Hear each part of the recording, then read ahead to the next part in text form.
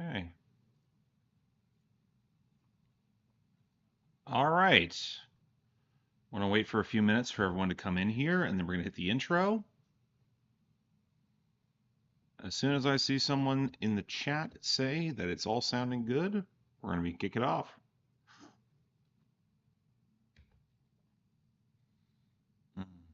All right. Looks like we got some people here. That's what I like to see.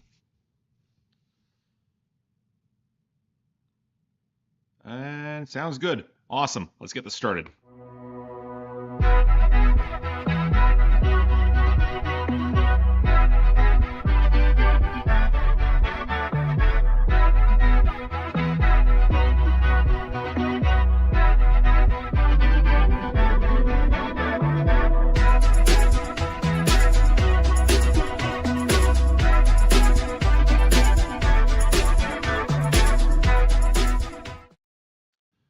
All right, folks. Welcome back to Bandwidth. Again, I was not able to get to the last stream, which was targeted for last Thursday. It's what happens when you get both your flu shot and your COVID booster in the same day, the day before. And for me, that stuff has always taken me out of commission, which is the reason why it kind of threw me off a little bit. But again, I think given what happened last week in the States, I'm kind of okay that I was not on stream.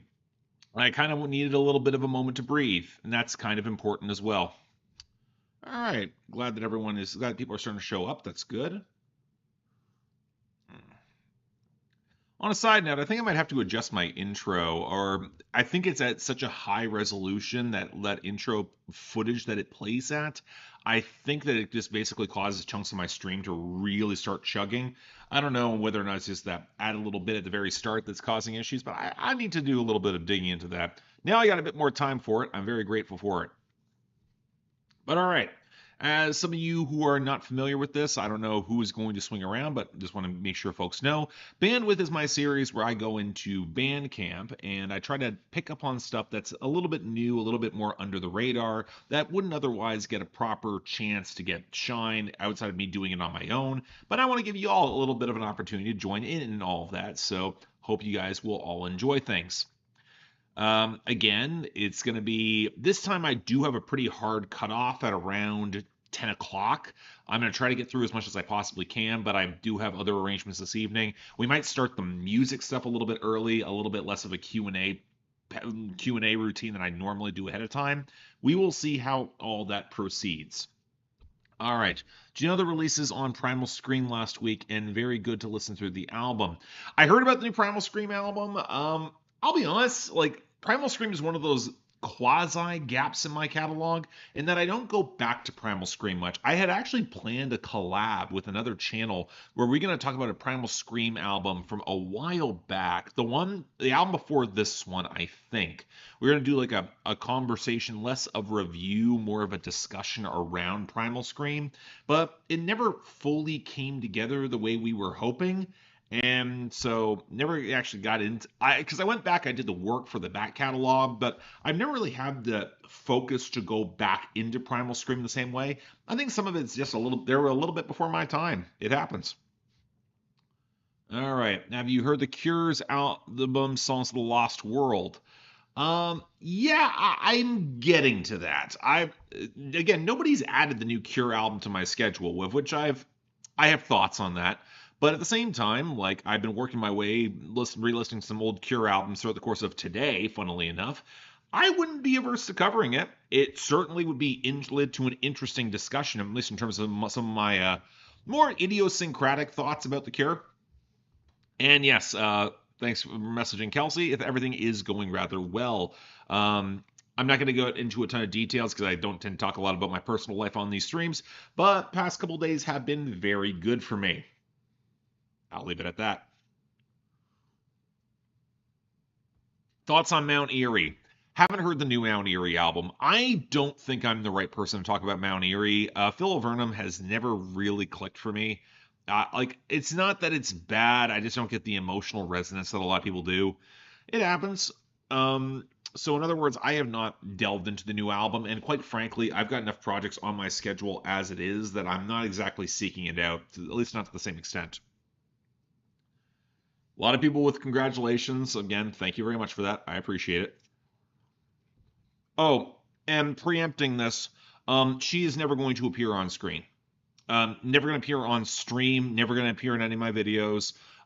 There's a very solid reason I keep my personal life very distinctly segregated from, well, everything else that happens here. Um, it's the reason you haven't seen my family. It's the reason why, while I've done vlogs or stuff from on the road, you won't see a lot of again, like I tend to be very intentionally oblique in terms of where I am or what I'm doing at specific times. Which is often why people are like, "Oh, you went to that festival? I was there. I may or may not have seen you." And I'm like, "Yeah, you probably did. I'm pretty large. I'm pretty easy to see, but I more often than not prefer to do things at my own pace and in my own space." And plus, given some of the backlash that I've gone through, I don't want to see that happen to anyone who's close to me, be it friend, family, or otherwise. Yeah, looks like things are going to be starting off pretty well here. I'm actually pretty happy with how things are going. Everyone having a good time tonight? Again, Thursday. Might as well do something nice. The other thing is the Eras Tour is in Toronto right now, so the foot traffic's picked up significantly, at least given that I live downtown. So before you ask, I'm not going to the Eras Tour. I I have mixed opinions on it. I feel like, for one, I don't want to go deaf, and I'm not sure I've got earplugs of the grade required to listen to anything at the Eras Tour properly. That's for one. For two, I don't have the money. The Eras Tour is like fiendishly expensive, and like as much as I like Taylor Swift's most recent albums, those tours are more of a celebration of projects I don't think are super great always. So I don't see myself just being able to justify the amount of money that's being spent on, let's say, the Eras tour.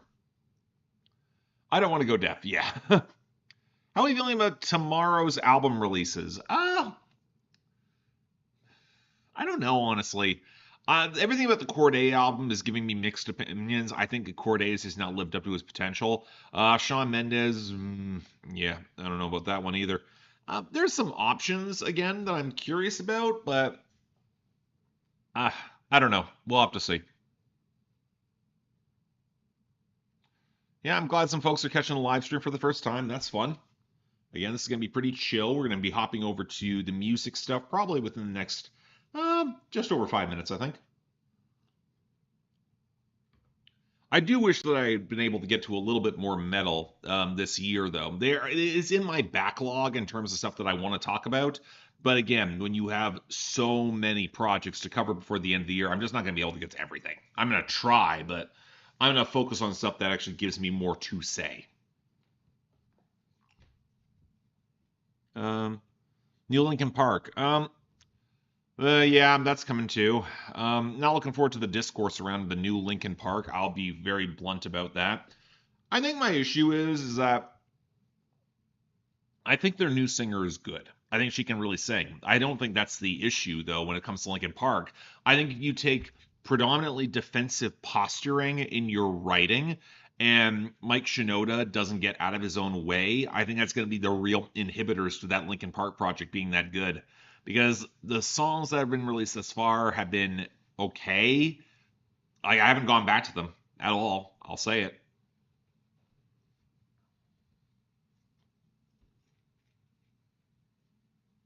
Hmm. Take a look here. It's pretty quiet tonight, which is actually kind of nice. I don't think I want to go back to Linkin Park. They need to be. Yeah, it's a band I would probably. Here's the thing. I would rather review other rock bands that are doing more and are trying to be more interesting in the scene right now than talk about more Linkin Park. Because again, we've been down this road before with Linkin Park. I don't think they're like, I'm not going to be, I know what I'm getting. I'm not going to be wowed by any, they're not going to go for any sort of radical change in sound or direction. They're very much going to cater to what is popular right now, for better and for worse. And I gotta be honest, that doesn't really wow me. I'm gonna adjust my lights a little here. I'm not quite pleased with where I'm at, so. All right. Yeah, you gotta love my lights not behaving themselves on stream. There we go. That's a little better. All right, focus. Okay, there we go. Yeah, and like the singles sound good at the gym, which is all you need from Linkin Park, exactly. But at the same time, I'd rather have other bands that I would go to who are new and could use the shine, rather than Linkin Park, who is going to be coasting on legacy at this point, and that to me is not interesting.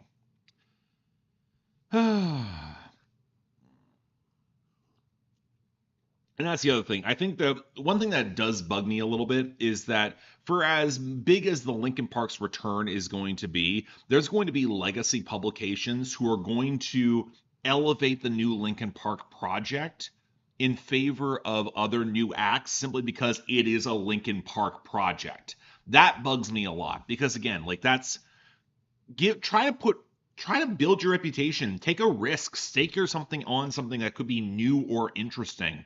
Backing up Linkin Park at this point even more, especially given all the controversy swirling around them, given how everything's come back, like why would you do that?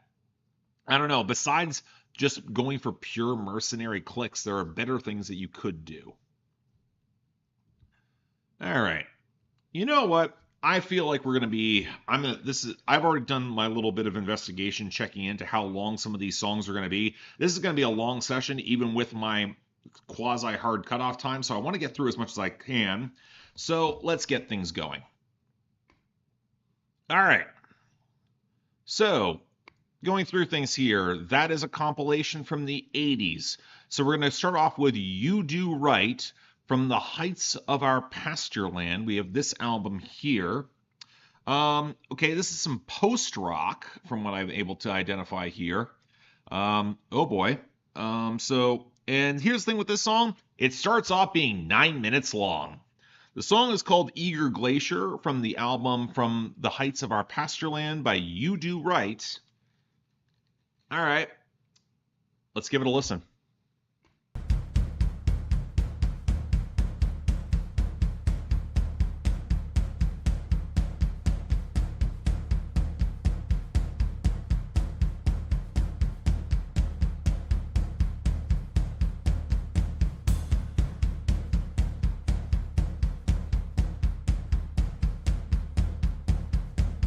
That is certainly a drum section. I'd like to hear a little more.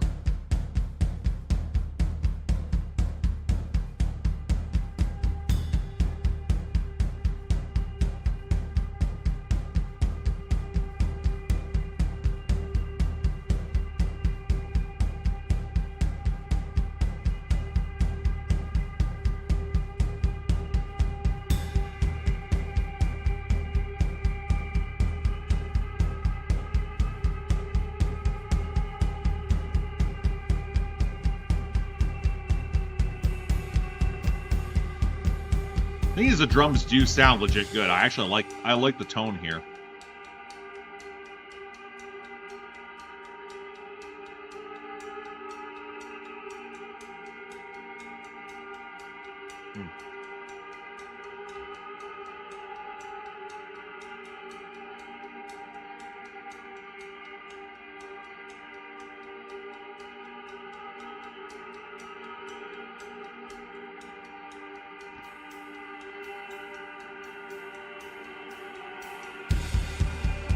Ooh.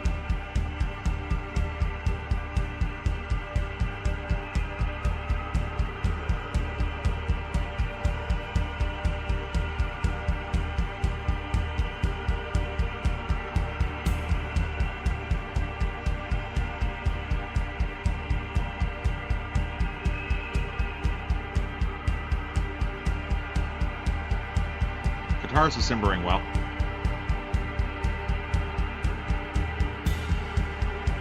Discovering this band's Canadian is making a lot of sense to me.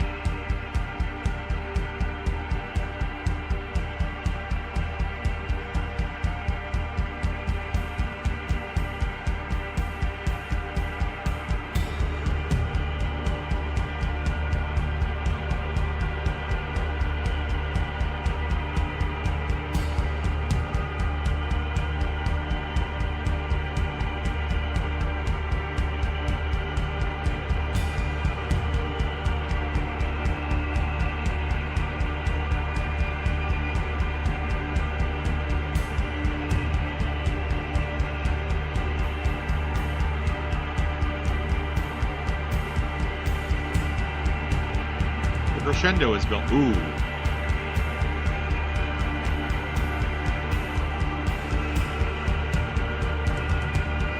That little flourish on the kick is nice.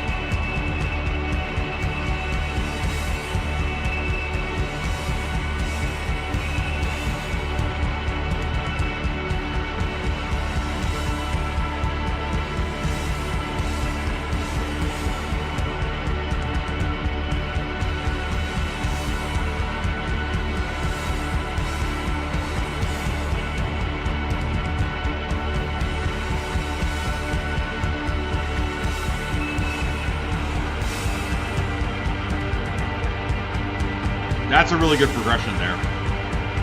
I like that.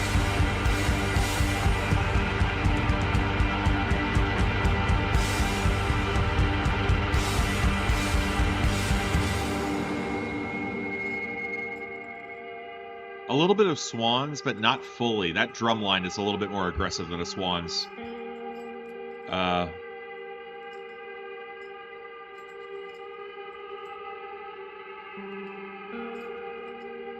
When they're from Montreal, I say this is closer to Godspeed.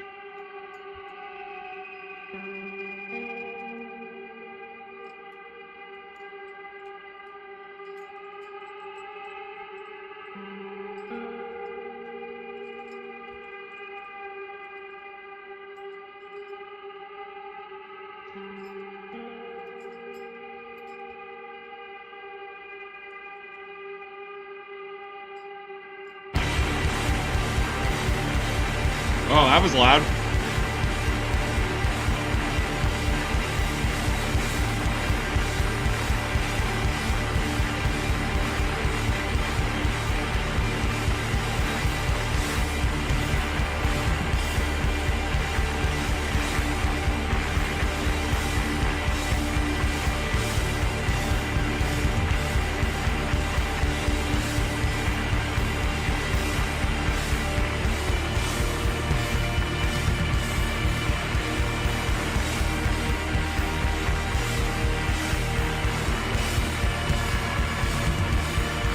It could have been segued better, but I can also clearly tell the Clash is part of the point.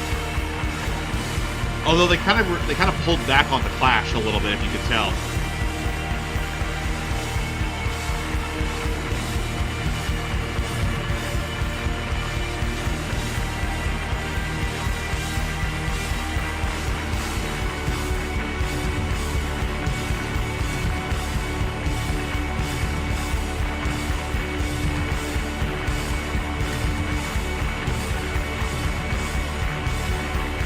That was pretty hard, though.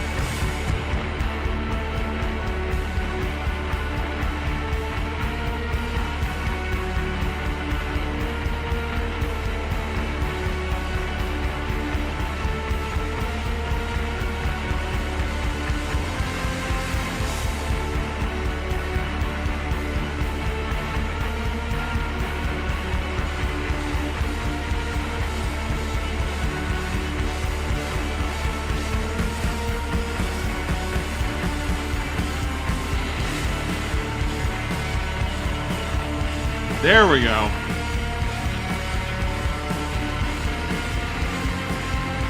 Ooh. That's that roiling swell. Okay, now we're there. We're there.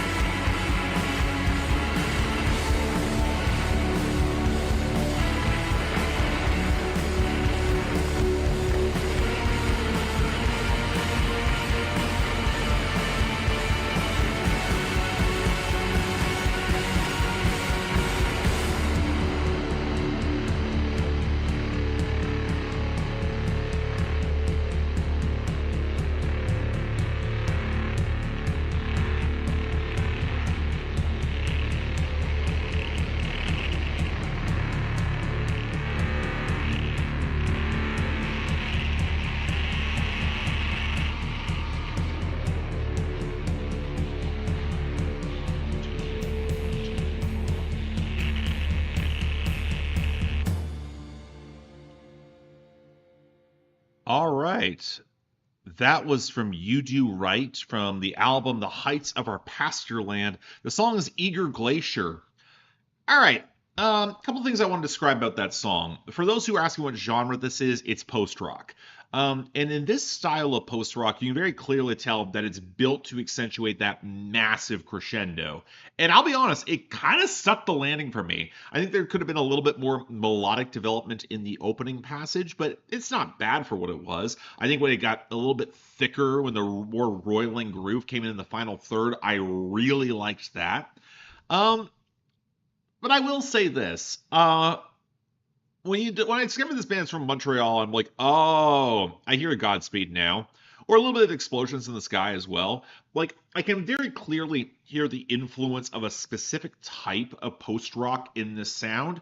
Not that it's bad; I think they do it well, but I'm not going to say it's the most original ideas in the world here in terms of that progression. And I'm not saying there's enough here that would really stand out besides that progression. It's kind of got its one trick, it does it well, but if you're looking for anything deeper or anything more challenging, I'm not sure this is really it. It's good, I just wouldn't call it above and beyond. All right, a lot of people are still talking about music tomorrow. I'm not talking about music tomorrow, folks. I'm talking about stuff that's out today, out right now. All right, we're going to skip this next one here because it's a compilation. And we're going to go to, okay, this is interesting. Mulatu Astatke and the Hudna Orchestra. Okay, so this is Ethiopian. I'll freely admit that I'm a little less familiar. Apparently, he's 81 years old putting up this project, and he's got some levels of improvisation between Ethiopian music and jazz. So I don't know if I would call this jazz per se. It's labeled as jazz. And the song is going to be 5 minutes long. The song is called Tension. We're going with the title track of the album. You know what? Let's give it a shot. Change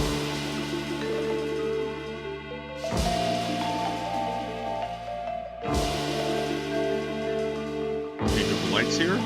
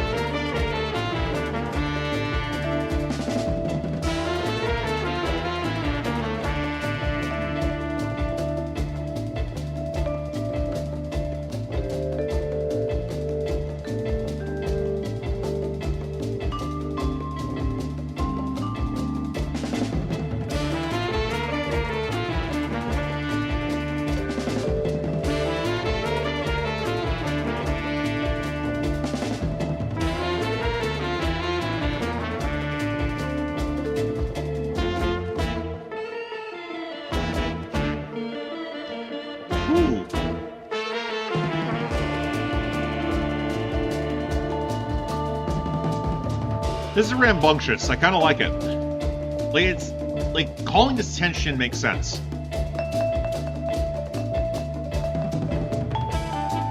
And the vibraphone does really work well here.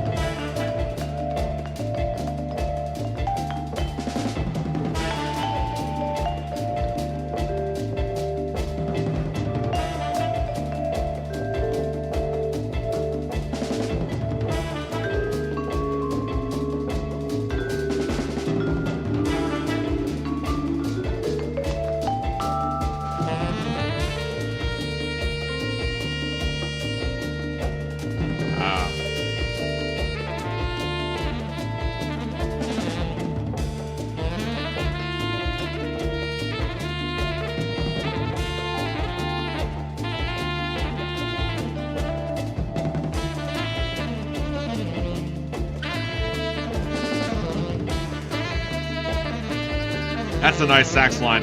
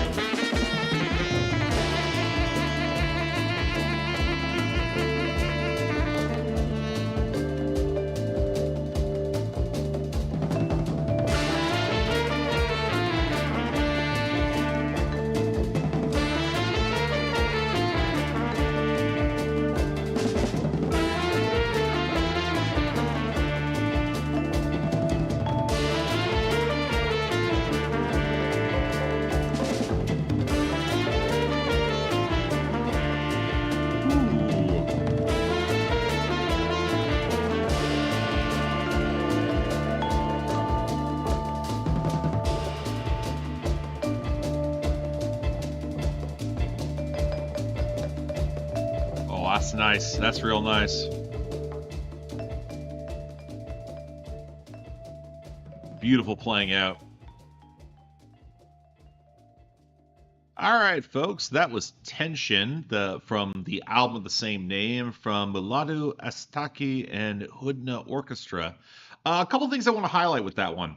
A lot of people are focusing on the sax, and, well, there's a reason for that. The saxophone is from Neil Sugarman, the tenor saxophonist in the Dap Kings, and he actually produced this album, which kind of says a lot because you can tell how well and rich that saxophone sounds in comparison with how the drums cycle through, in comparison with, I believe it's a vibraphone in terms of that plinking melody that goes along in the mix. A lot of this, I really like that. It's kinetic, but it doesn't feel like it's missing direction. I feel my issue when it comes to a lot of improvisational jazz is that it feels like unless you find a pocket, you're kind of in trouble. I feel like this song had a better shot of getting into its pocket effectively, and that's kind of why it works for me. So yeah, it's pretty impressive in terms of what I'm hearing here. Again, it has the, how do I say this? It has the feel of someone who knows exactly what they've been doing for a very long time, and a virtuoso master stepping into his lane and doing something that feels effortless until you know how skilled everyone involved is delivering. And like, I can hear a lot of talent there. That was legit impressive. I really like that. That was good stuff. Okay, we got one more album of the day to go through here. And it's this one from the Speaker's Corner Quartet, Mr. Loverman, the original score. I normally stay away from original score compilations, but look at that album cover. Like, look at it. Look at it. I kind of feel like I have to respect the drip there. And so I want to take a look in terms of what we have here. Again, we got more jazz. I'm not going to complain about more jazz. And the song that we have here is This Is How We Walk on the Moon, featuring Tirza. So again, this is actually a pretty interesting album that it's pretty much stacked with a lot of collaborations. And it's for and again, so I'm kind of curious where it's all going to wind up spanning out here. Again, we're dealing with South London jazz. I'm seeing BBC, so it looks like it's backing up a BBC production of some kind. Let's give this a shot.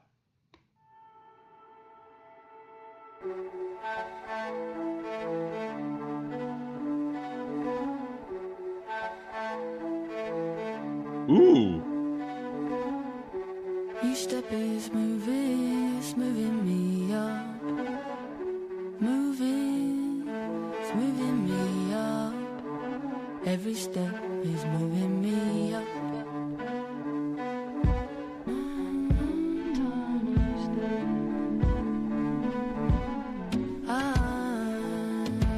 Moving me up.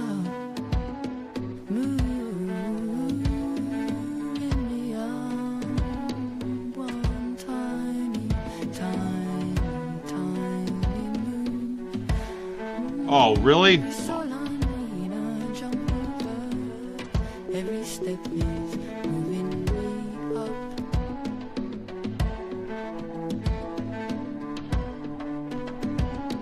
Each step is moving me up.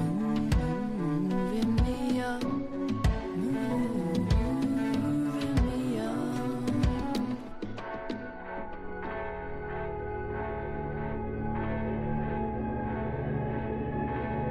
This is how we walk on the moon. This is how we walk on the moon.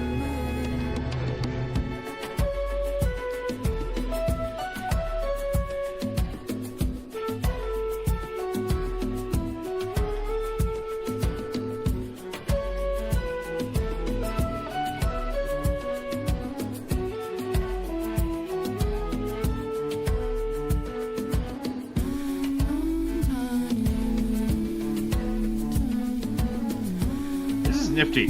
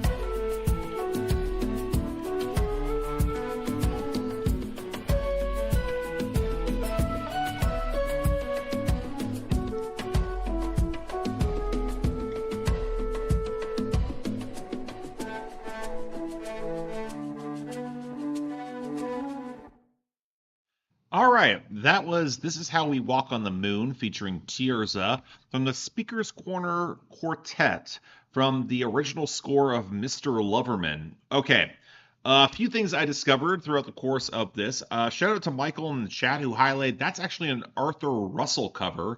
I never would have recognized that.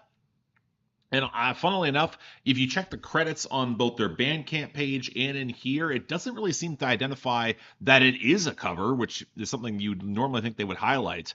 But apparently this is a score for a BBC TV show about Black queer life, and the focus is on mood and vibes. And honestly, the vibes are pretty impressive there. I really like how that strings loop in the back is really, really nice.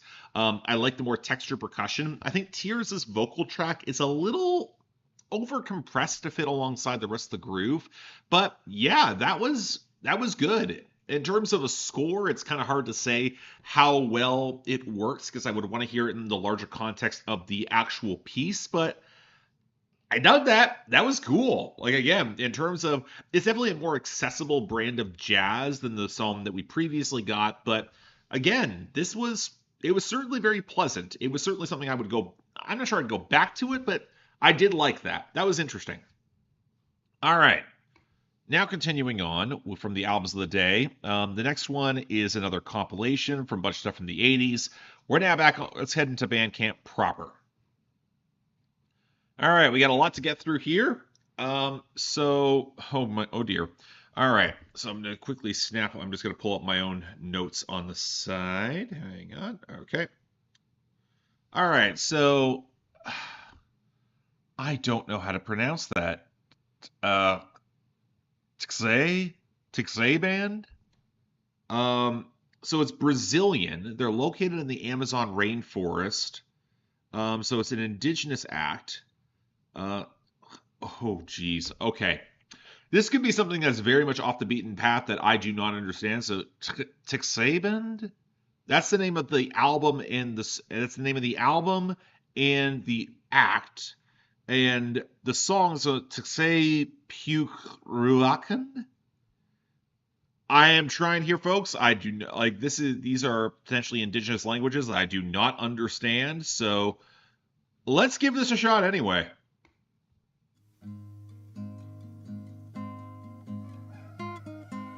Let's get. That's not quite it.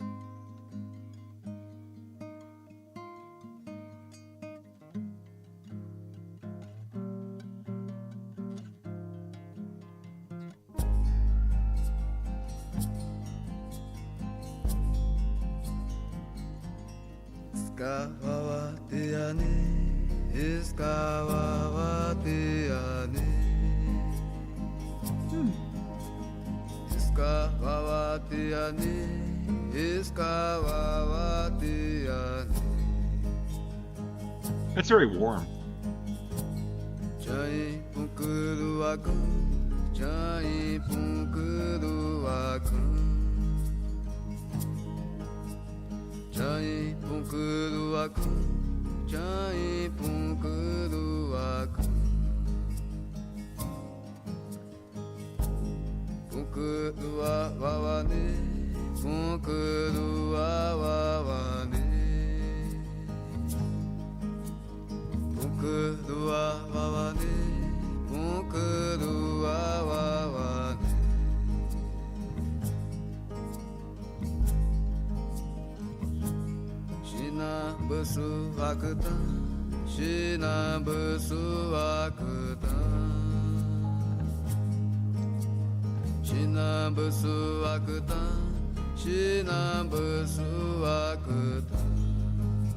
I don't know how I feel about this. This is interesting.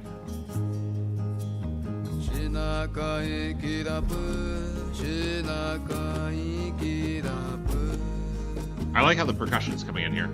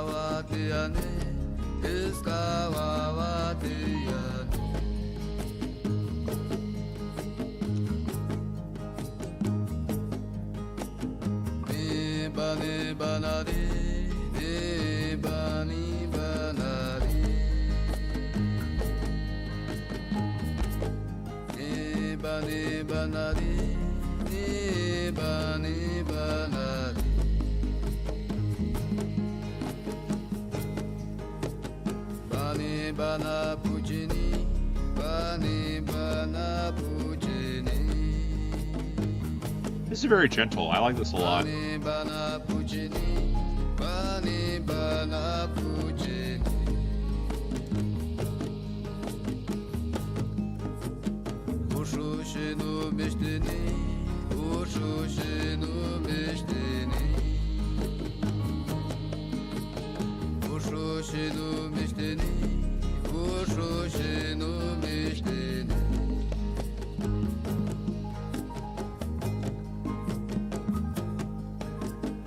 Piano's really nice.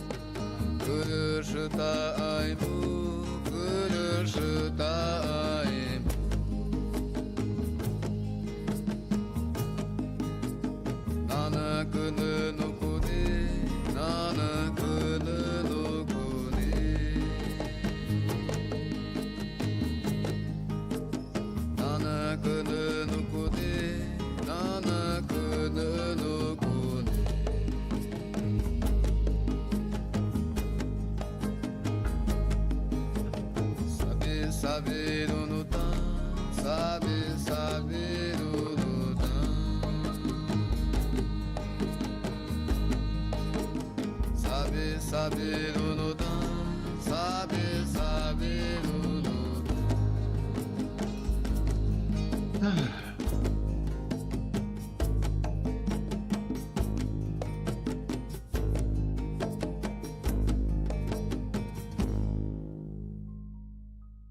All right.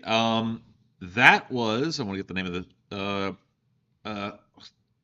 TXAI from TXAI Band.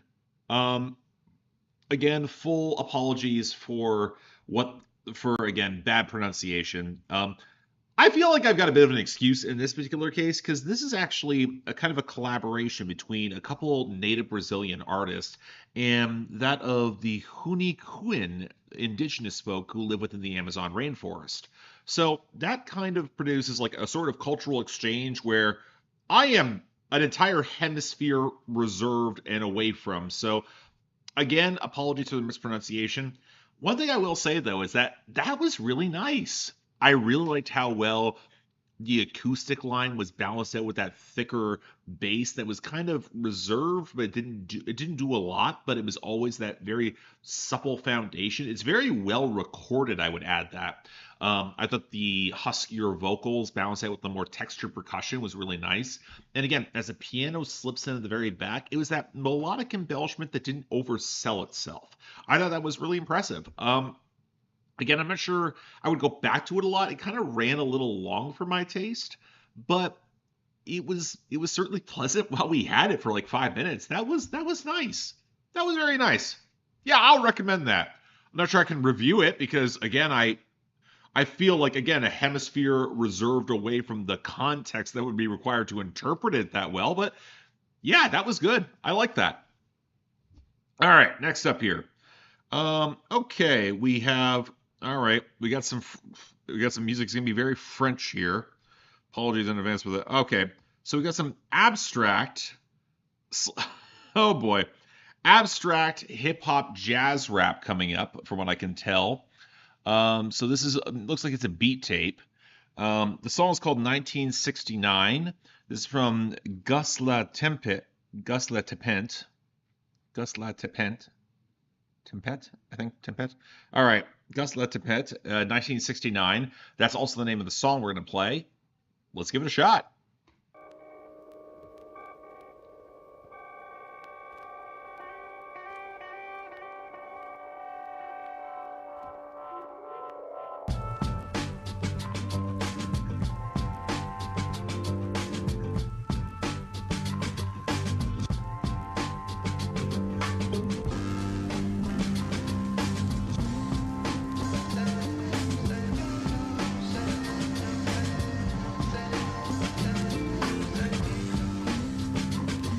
I guess some of the fuzz guitar does kind of feel a little bit like 69, but not that much.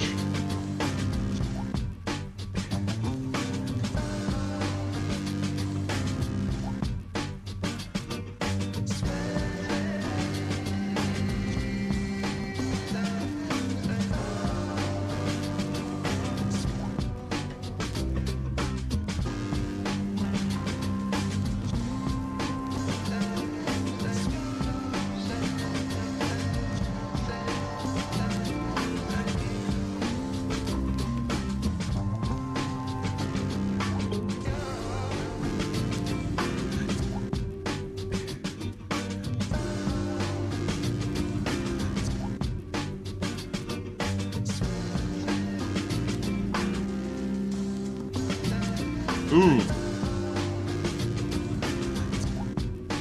I like the switch up there. That was nice.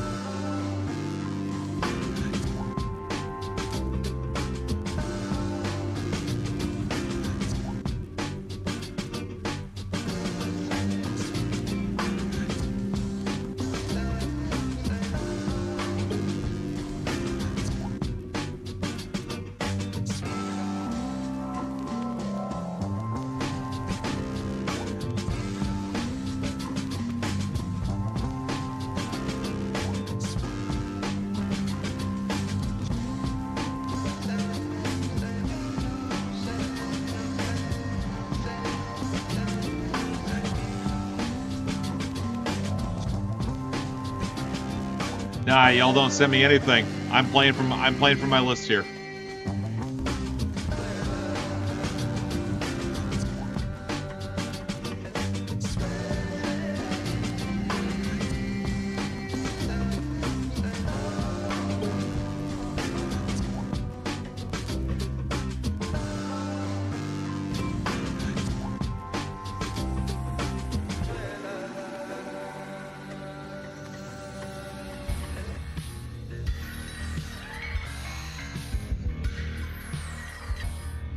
Was not expecting the change up. Okay.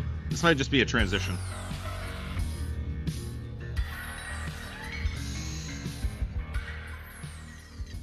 Yeah, it looks like it sounds like it's going to be just like a little bit of an abortive outro. All right, that was 1969 from the project the same name by Gus Latinpet. Instrumental hip-hop tape. It was fine. Apparently it's intended as a tribute to his late mother. That's, again, rest in power. That was nice. I like the guitar, the little bit that fuzzier guitar that balanced out pretty well against the groove. I don't feel like it did a ton off of that. I feel like when it comes to a lot of these beat tapes, like you're not really getting a lot more to really establish more direction or more in terms of melodic flourishes that would really stand out. Granted, when you're contrasting against so much jazz that we've already played tonight, when you have something that is otherwise relatively stripped down, it feels like you might lose a little bit in translation. And yeah, so it was all right. I just wasn't really wowed by it. Also, to answer this going forward, for those who are not familiar, none of y'all are sending me anything here. This is entirely based off of what we find on Bandcamp. It's more of a discovery process together. We're here in order to enjoy the music and try to set a vibe. And thus far, we've actually had some pretty solid vibes. I think more instrumental tracks than we've actually had in terms of anything with vocals or require deeper untangling or interpretation. All right. Speaking of which, we got some electronic music coming up next. This is from Pearl. This is the album Pearl by Anna Lunoe. The song here that we have is called Polite, featuring Shanique Marie. Okay. I'm not sure what to expect, but we're getting some electronic music. Let's give it a shot.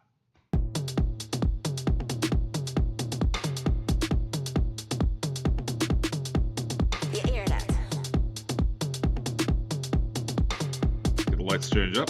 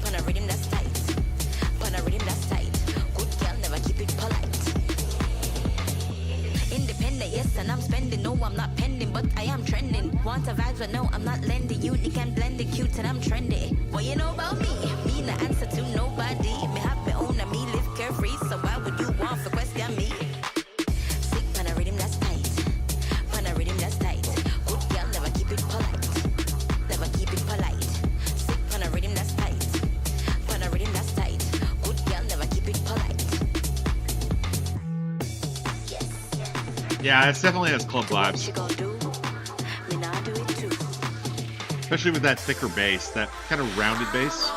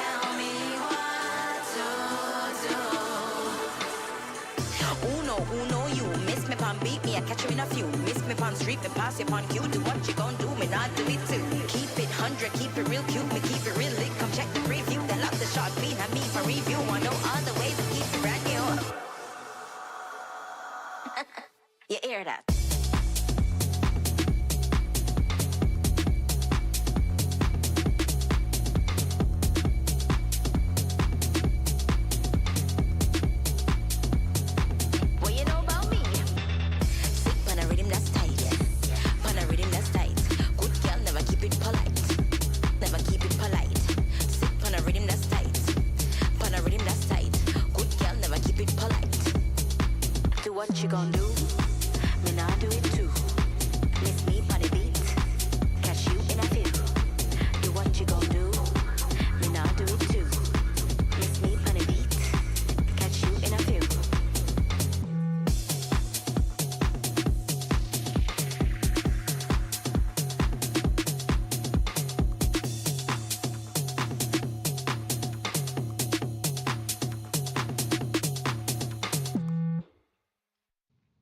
Oh, that was a bit of an abrupt ending. Okay. That was Polite from Shanique Marie, by the artist Anna Lunoe from the album Pearl. Um, hmm. Okay. Initial thought is that, again, for this sort of house influenced techno, I think it's all right. I'm not gonna say I'm wowed by it. I think some of the rounded bass has a little bit more percussive momentum. It builds well. I don't think that I heard a very striking tune came out of it. But again, when you're relying on that sort of dance floor vibes, you don't need a lot. Um, Excuse me. I will say the change up in the middle I feel was not very, it was kind of clumsy in terms of the transitions to get there. It was trying to be this like celebratory vamping dance floor moment, and I don't know. I don't think it fully stuck the landing. I don't think the transitions both to it and away from it were well executed. And that just kind of leaves me a little cool on it as a whole. Not a bad track per se, but again, I feel like we hear a lot of club music in this vein where it's relying on something that's reserved and classy and prim, but it's also going to vamp like hell. And that will work in certain audiences. I just don't think that one really connects as strongly as it could. Okay. All right. Yeah, again, the bass loop I think works. I'm not sure anything else really does to the same extent. All right, let's keep moving. Next up, this is switching effortlessly from country and rock to dance, punk, and folk. Okay, this is from Les, from the album Lost Times. I'm not sure what to expect when you have that sort of genre combination that's being described here. Someone who does it all. Oh boy. And again, apologies for my German. Mein Kummer ist anders. Okay, that's the name of the song. It's only about 2 minutes long. Let's give it a shot.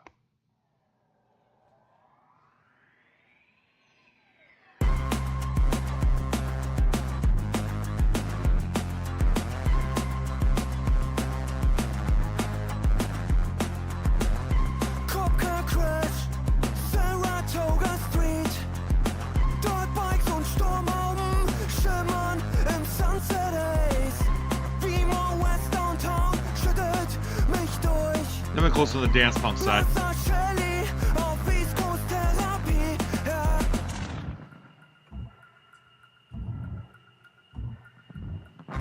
Ich kann mich auf nichts mehr konzentrieren.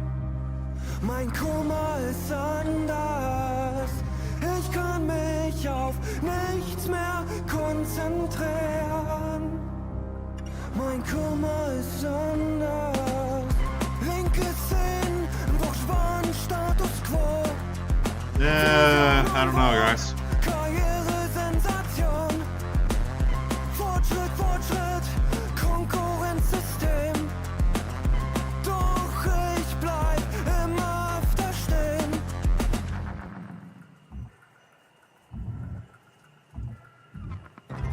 Ich kann mich auf nichts mehr konzentrieren. Mein Kummer ist anders. Ich kann mich auf nichts mehr konzentrieren. Mein Kummer ist anders. Mein Kummer ist anders. Ich bin nicht mehr funktioniert. Okay. Ich werde die Welt wohl nie verstehen. Mein Kummer ist anders. Ich werde mit den Hunden gehen. Mein Kummer ist anders. Mein Kummer ist anders. All right. That's Mein Kummer ist anders. Turns out I pronounced that right. That's from Les, and the album's called Lost Times, and I don't know what the hell to make with that. Here's the thing. The groove is good. I think the groove is good. I think that pulsating, like kind of slightly scuzzy groove had promise. The problem is that this guy does not have the vocal timbre to back it up. You need something with some intensity, a little bit of grit in your voice. And that guy just kind of sounds like he'd be better off making indie folk or something like that's a little bit more willowy. He's trying to sound more visceral. It's the feel of someone who's trying to be visceral but can't pull it off. And that's kind of what really threw me about the song. I'm like, it's fine. It only lasts for 2 minutes. Like, I'm not going to get up in arms about it, but it's also like, no, not there with that. I'm not there with that. Yeah, again, it was going somewhere. I kind of didn't mind it being short, though, because, again, I'm not sure it was going anywhere as fast as it needed to. Yeah. Yeah, the production was a little bit flat. That was a song that needed an edge, and I'm not sure it had one. If I'm looking at does he credit a producer? I don't recognize a producer. But again, not for me. I don't think it really works. All right, let's keep going here. All right. So, described as an exploration of black music from Polynesia, New Zealand artist's latest contains some truly unstoppable grooves. Okay, I like when you're describing something as unstoppable grooves. I got a bit of a longer song. It's called Net Stop. This is from the album Slow Mo by Fat Freddy's Drop. If you can tell, this is electronic music. Apparently a blend of Afro-funk, reggae, and techno. Okay, the song is called Next Stop. Let's see where we're going. Sun up to sundown, got to keep working, yeah. Sun up to sundown, got to keep working, yeah. Oh boy. No, we never get tired of this. No, we never get tired. No, we never get tired of this. No, we never get tired. Oh boy. Sun up to sundown, got to keep working, yeah. Sun up to sundown, got to keep working, yeah. No, we never get tired of this. No, we never get tired. I'm the wrong person to critique this. I'm sorry. No, we never get tired. Walk through the fire, been through hell. It's not even funky either. This is just reggae. Oh, okay, maybe not. Next stop is a loving place. Keep moving on, no time to waste. Still searching for somewhere to wait out this storm. Feel like it's been this way for far too long. Next stop might just be the one. Keep rising like the morning sun. Back up the doubles, we can leave on the double. We can all get there. We're gonna get there. Be on the level, we believe in together. We can all get there.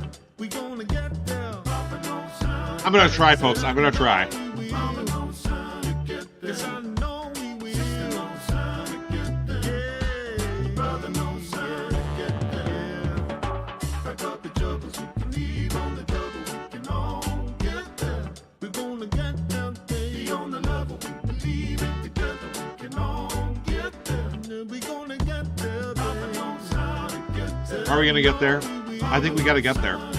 Yes, I know we will. Sister no sign to get there. Yeah. Brother no sign to get there. Sun up to sundown, got to keep working, yeah. Sun up to sundown, got I'm not high enough for this. working, yeah. No, we never get tired of this. No, we never get tired. No, we never get tired of this. No, we never get tired. Smoke, my God. Another day in the city, and I'm dead on my feet. I close my eyes and I still can't get no sleep. Next stop, we can take our time. Rest and let the roots unwind. Oh, love is a river running free.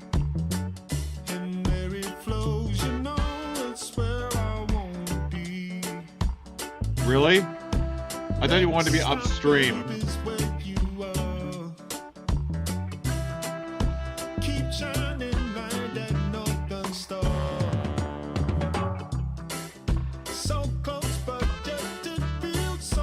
I'm the wrong person to critique this. I already know that. Not me. Oh, do we have a change up? Okay. This one goes out to the Dawn Patrol. Fat Freddy's dropping the area. You know we got soul. Okay, okay. Rise up to the sun. Cause it's a scorcher. We innovate and demonstrate and cultivate the soil. The mind is on the ground, so I will bring the pot to boil. 12 many years and broken out the good oil.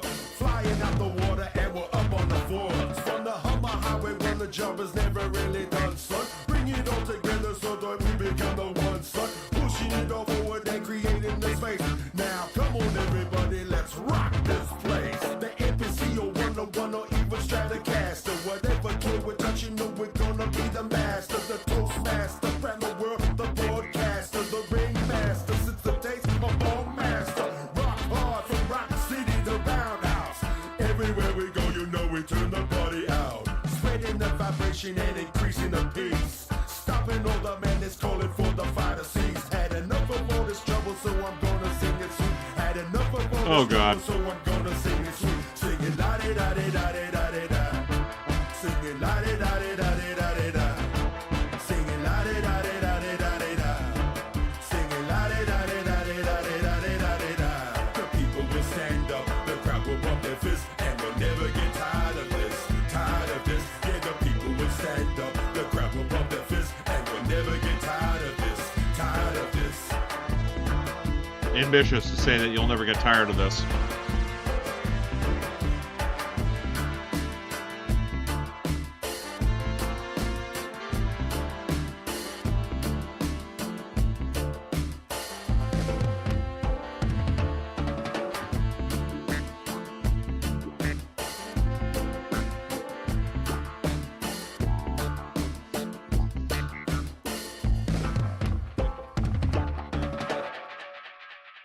All right, that was Next Stop from Fat Freddy's Drop from the album Slow Mo.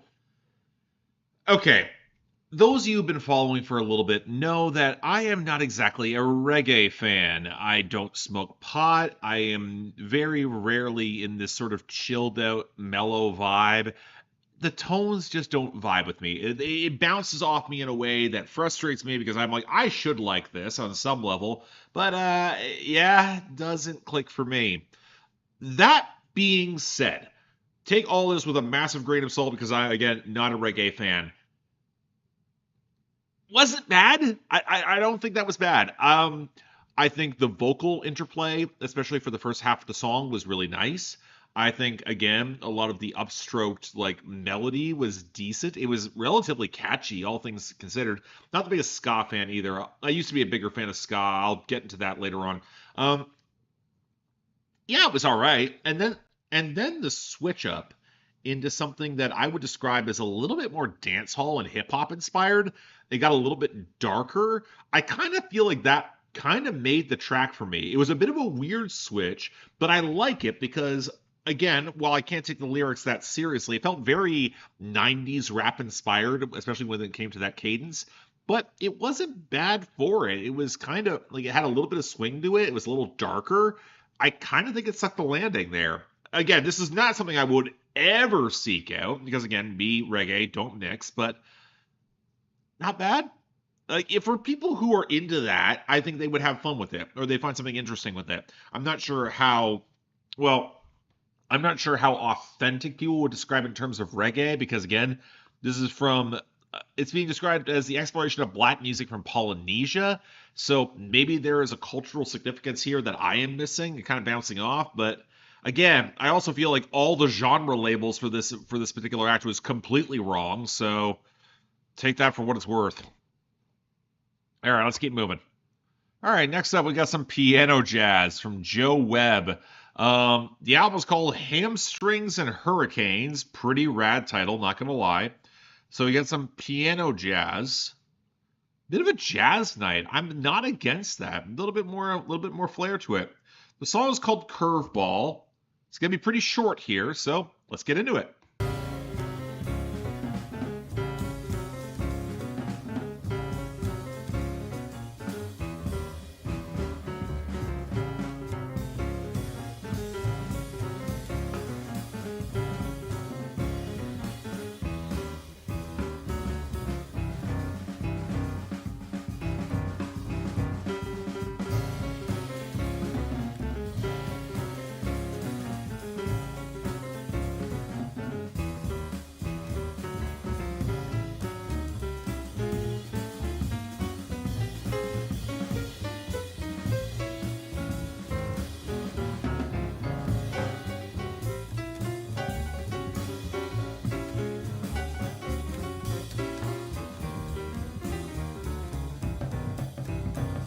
Piano works good.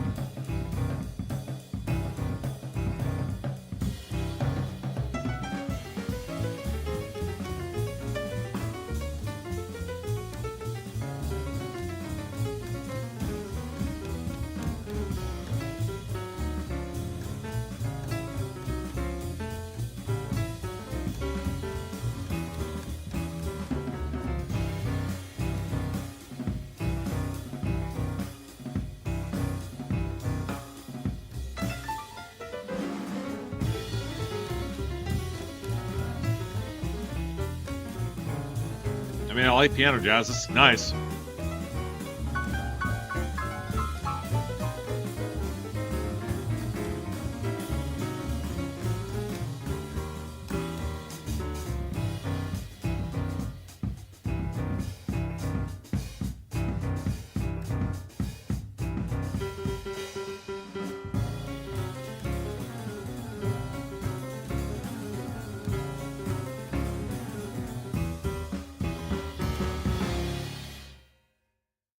Well, that was an abrupt ending. That's Curveball from Joe Webb from the album Hamstrings and Hurricanes. Gotta be honest, like, okay, this is gonna sound bad. I can tell when there's a very specific music school brand of jazz that feels like, again, the piano work is impressive, but it's kind of the centerpiece of everything that's going on here. And I know piano jazz is what you expect, but I don't feel it complements everything else in the mix that well. I don't feel like the groove was very adequately emphasized. I feel like the drums are a little underpowered. Like, I feel like it was a good playing. I feel like there's a good melodic hook there. But there's a couple attempts at a change up that I don't think fully stuck the landing. There's one that feels like it kind of tried to jut against the time signature of the piece and it kind of landed awkwardly. Not bad, but again, we have heard better jazz tonight, and we are kind of on a jazz kick tonight. So, I wouldn't say I would love that per se. But speaking of jazz, okay, this is an interesting one. From Lionel Loueke, Lionel Loueke and Dave Holland. Again, we got a bassist and guitarist teaming up here. The song is called Transit, but the S in the transit is replaced with an X. Okay, and the album's called United. Could be interesting. It's going to go on for about 5.5 minutes. Let's give it a shot. Ooh. That is bass.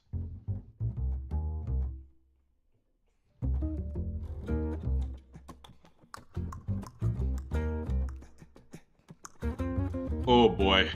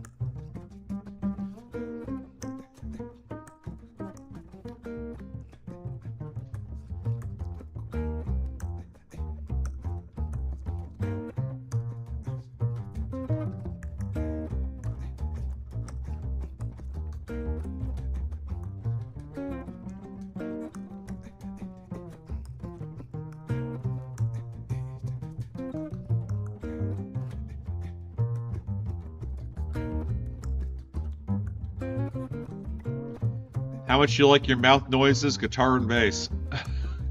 That's kind of what this is. Whew.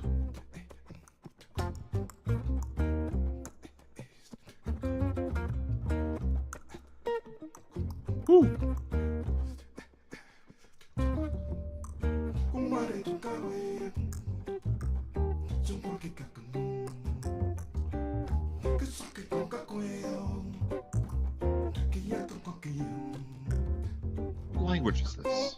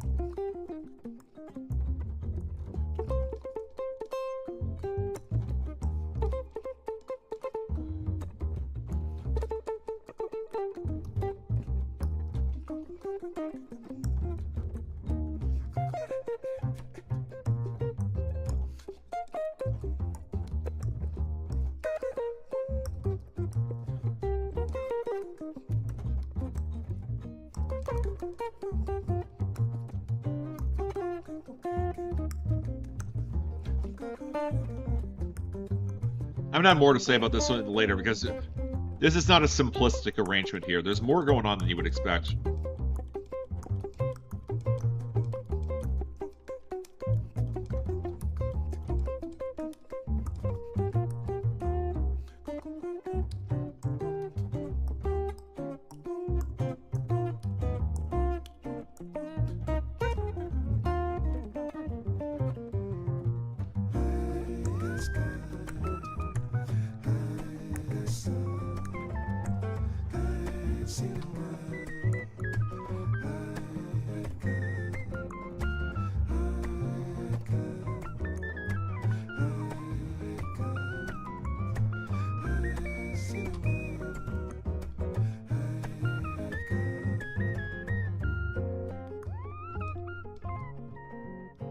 A guitar or a synth?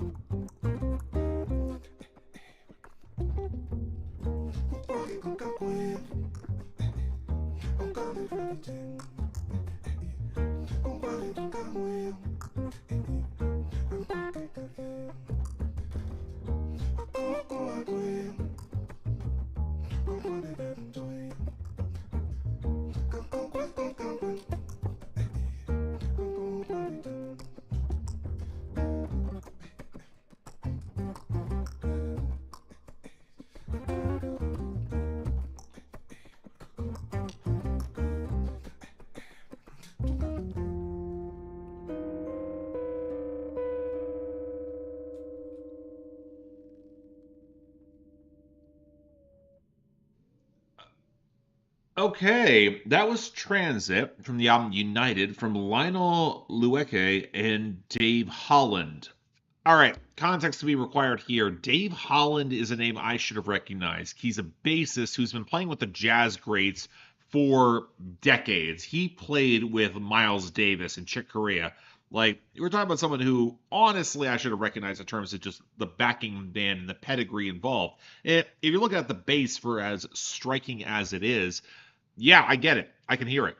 One thing I'd like to add, though, is that the other guy, Lionel Loueke, excuse me. No, excuse me.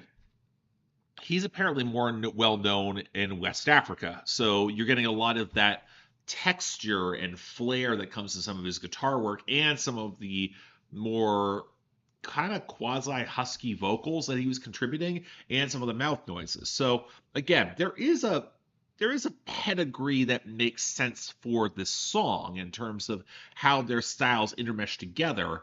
And I will admit, I don't love the composition. I feel like there's a lot of tension and interplay, but I'm not always sure that all the diversions from the interplay work as effectively as they should.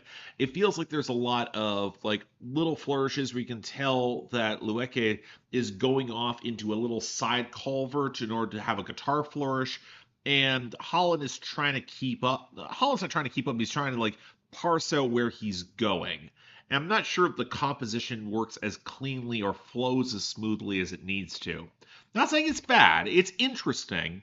And I think when it comes to the pedigree, it's going to have an audience. I'm not sure I'm part of that audience. I'm not sure I'd go back to it, but I learned something in terms of reading and discovering more about this. And I don't think it's bad. I think it's interesting in its own way. But all right, let's keep going. All right, next up we have we got dance music out of Turkey. We're going all over the globe here tonight. All right, I'm not against this. This is from Zoyo. The album's called Worm. That's a rad title. And oh my gosh. The song is called Hammerhead Worm. It features Simo Cell. I have no idea what we're going to get here. Apparently, it's being accentuated as experimental IDM. Let's give it a shot.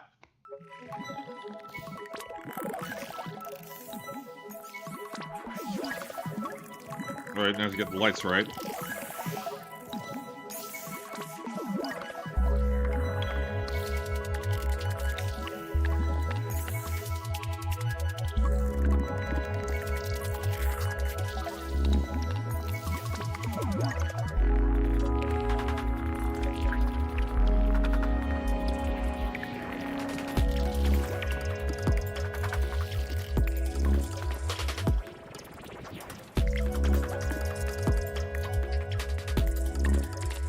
Sounds very fidgety.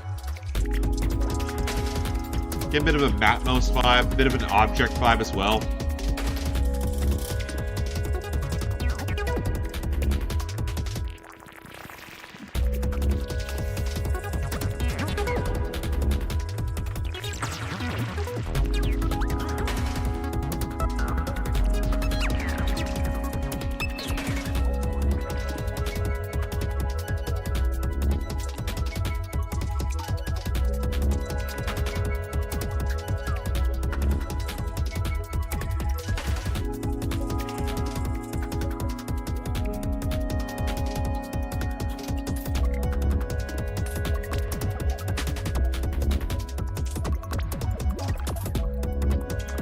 Not sure how to digest this.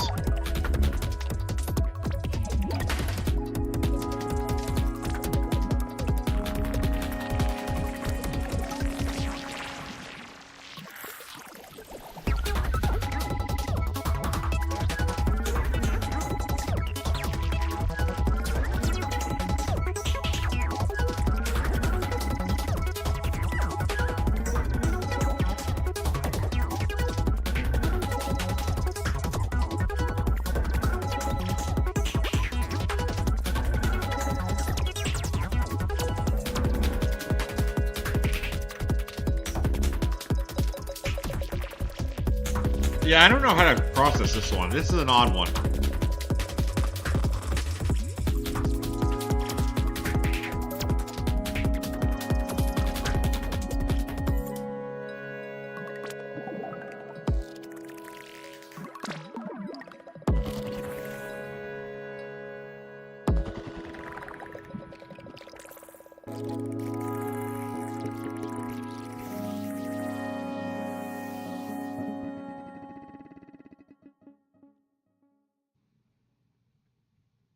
Okay. That's Hammerhead Worm featuring Simo Cell from the album Worm by Ozoyo.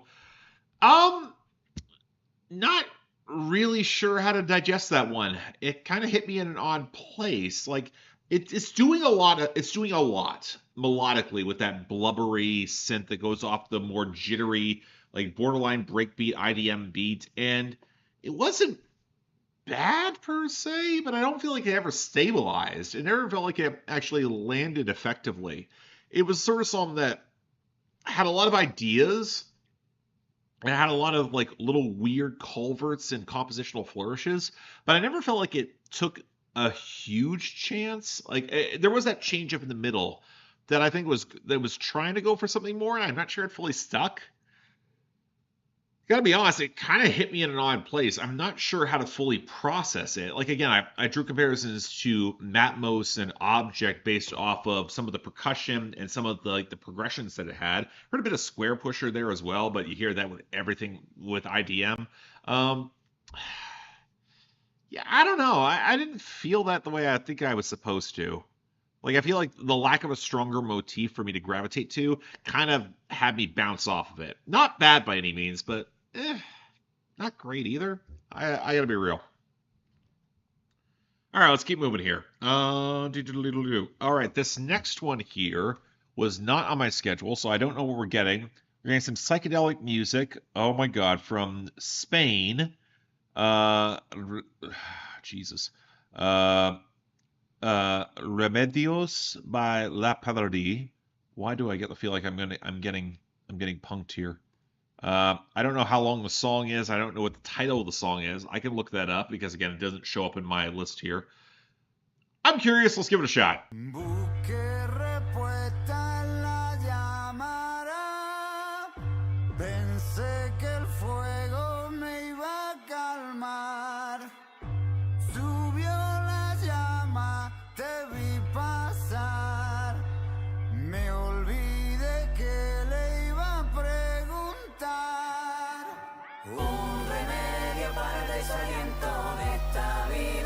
What the actual...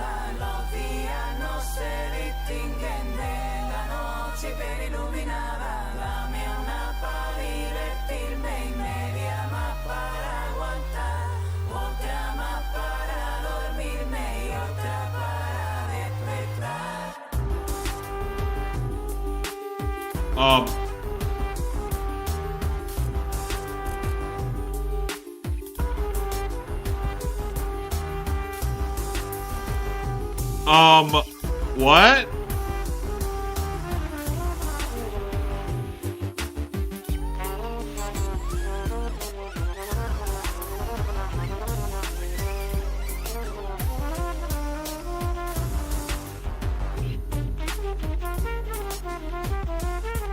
Surprise horns.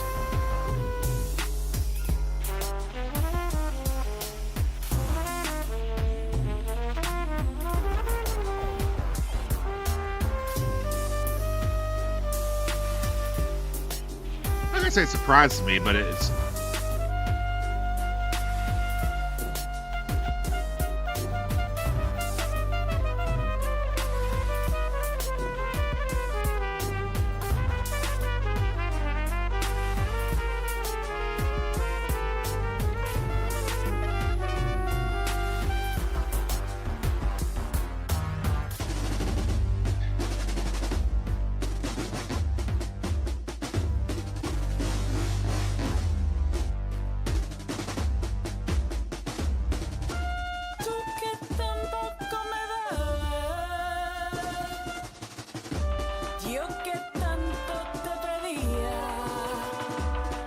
Pensé que entre las llamas la respuesta encontraría y en los restos del incendio, porque dudo todavía. Pensé que entre las llamas la respuesta encontraría y en los restos del incendio, porque dudo todavía. Pensé que entre las llamas la respuesta encontraría y en los restos del incendio. What?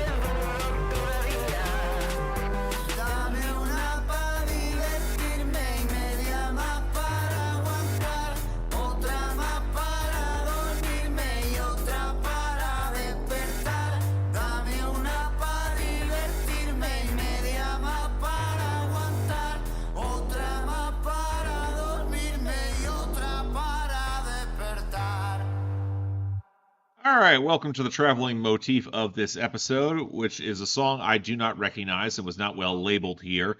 From the album Remedios by Le Perdi. This is a band out of Spain, and when I say band, I'm describing something closer to an experimental collective where you got both male and female vocals, and you have a lot of horns, so it's kind of going for. But again, with some of the melodies, it has a very distinctive. Like, there's a bit of a Middle Eastern vibe to it as well, which makes sense if you know specific subsections of Spain and understand that influence. But then the trap snare comes in and overpowers everything. And it just feels so obviously programmed and very obviously obtrusive alongside of Nyx that's trying to do a lot more and feel a little bit more organic. Again, I feel like there's a mechanism in which this works. I'm not on that plane of existence just quite yet. I feel like the language barrier is not helping matters. I kind of get what it was trying. Like, it was interesting in its lane. I think there was a theatricality to the song that I really appreciated. I feel like it was trying harder than some of the stuff we've heard, but I don't know. Like, I feel like I'm missing a piece with that one, and I'm not sure where that piece is going to go. Certainly intriguing. And reading the write-up about the band, they certainly have a following in Spain that would be probably worth checking out. All right, yeah, it's like a couple different songs at once. Yeah, here's the thing. It's uncomfortable. It might make you uncomfortable, but it feels very deliberately designed to do that, especially if you take a look into the content. I don't think if you understood the lyrics, it'd be too much different. Okay. That's good to know. All right. Let's keep moving here. Yeah, because again, sometimes you learn, you keep moving. All right. So this is hang on. The next one we're going to skip because this project here, I did a little bit of checking in ahead of time. This is a 37-minute song, and that's almost certainly going to get the stream taken down. So we're going to skip that. As much as I think that a 37-minute session of field recordings would be kind of rad in its own way, and we'd all have a really good vibe, I'm not sure. I'm also know that would be the quickest way to drive everybody out of here. Alborn, I don't know what you're trying to do here. You're not making a point by trying to accentuate a contrast of albums that isn't really worth talking about. And you'll be put on timeout if you're going to spam my chat. All right, let's keep moving here. Next one, unreleased tracks. Okay, so here's the Ski Mask project. It's all unmastered. I'm sparing you all of that because, again, I don't like when people just, hey, here's songs, they're unmastered, just deal with it. I'm like, no. Like, I don't cover the stuff you throw out in your backlog that is basically looking to fill space. So keep moving from there. All right. We got some dark, heavy techno here coming out from the OKEG. The album's called Heatwave. The song's called B1 Radial. It'll run for about 7 minutes, so all right, let's go.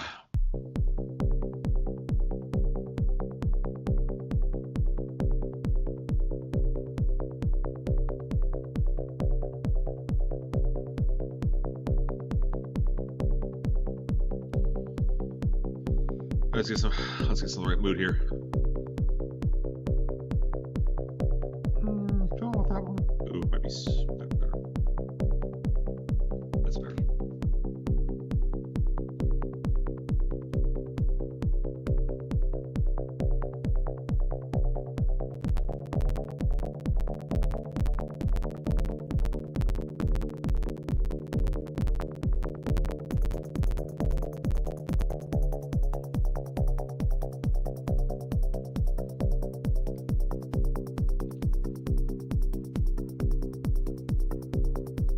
Apologies for that little weird change up in the audio, folks. I had to put somebody on timeout.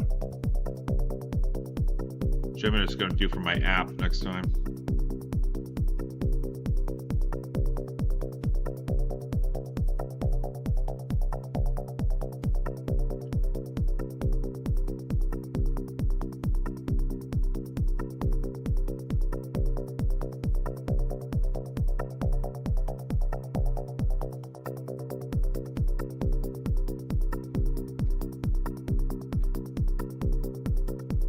What am I drinking? I'm drinking some elderflower and rose gin mixed with tonic water. So, a weird-looking gin and tonic.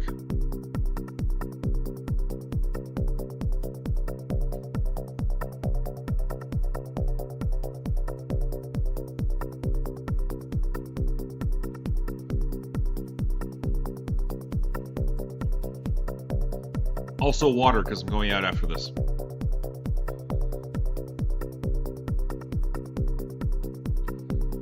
Funny you say that's on brand, because I have not actually drunk a lot of gin recently. I'm only getting into it a little bit more.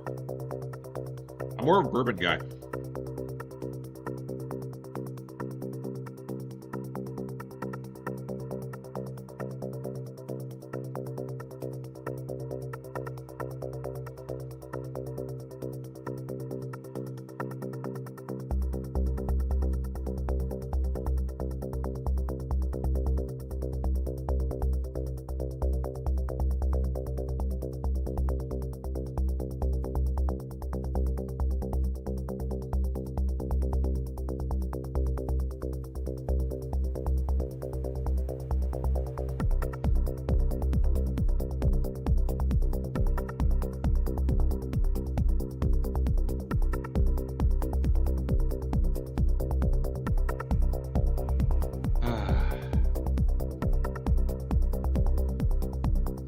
This is some nice house, like some nice techno to reset things.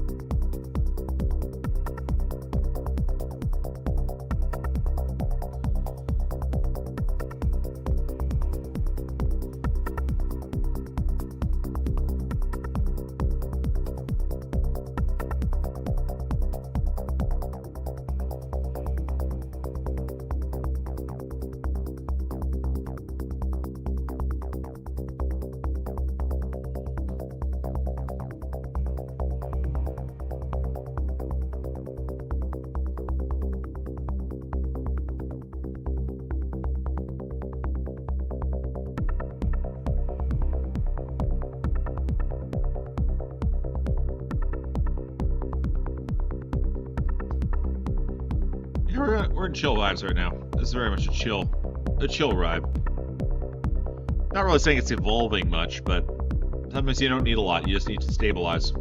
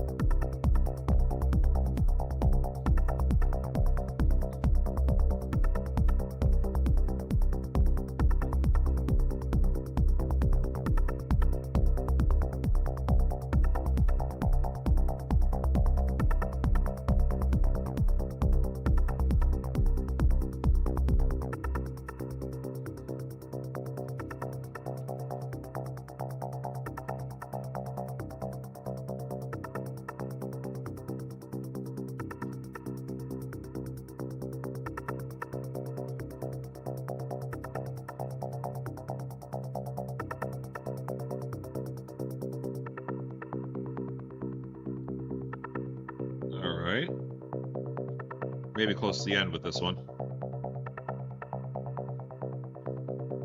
Been short on ideas for a while. All right, we are at the end. All right, that's B1 Radial from the album Heatwave by OKEG. Let's start by saying that it came at a good time. I can appreciate a song coming in and be like, okay, that's an interesting vibe. Like, and we've had so many curveballs tonight. Having something that's a little bit more stable was nice. The problem is that when you actually delve more into the song, it doesn't really do a lot. Like that pulsating low synth alongside that tapping groove. It's decent techno, but I kind of feel like it had its one idea, and that one idea kind of got played out after the second minute, and the song went on for 6 minutes. Now, granted, that some of that is techno. You have to get used to it. But at the same time, I'm also like, I feel like there could have been a little bit more developed with that. There was some cool atmospheric effects in the background that didn't really feel fleshed out. It felt like there was, again, that one idea, and they stuck with it, but they didn't really go beyond that. Not a bad song, but again, like, kind of had its lane, kind of did its one thing, and you could expect to hear a little more. All right, let's keep moving. All right, we got some punk pop trio. Normally it's pop punk. Okay. So we got a little bit of rock roll. We got a little bit of hard rock here. This is from Maisy's Rainbow Dream. The song is called Puddles of Madness. Already I am indeed intrigued. This could be fun. And the album is called New Pastimes. It's an EP. The song is called Puddles of Madness. Let's give it a shot. Gloria in excelsis Deo, Gloria in excelsis Deo.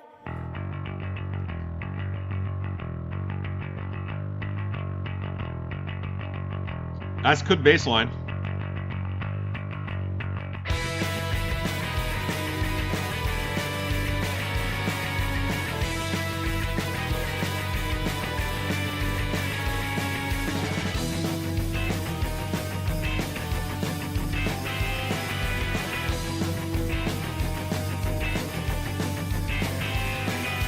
Running like a woodbine,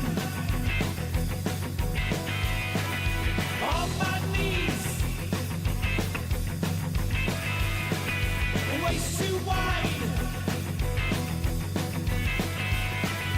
hard to please, porcelain garden, broken charm. Pulling at heartstrings, wasted soul. Yeah, Supergrass definitely comes to mind. A little bit of the Damned as well.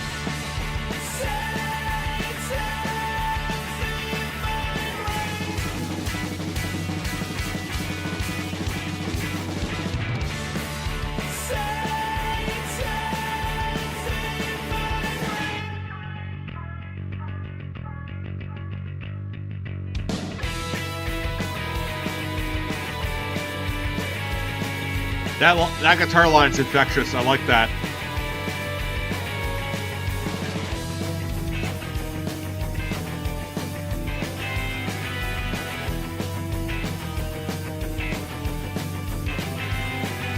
Trying in the cold sun, feelings drowned, kicking in a shut door, brain streets loud, puddles of madness, melt my way. No excuses. Home all day.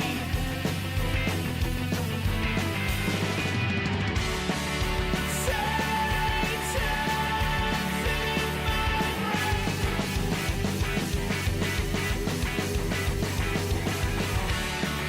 Satan's in my brain.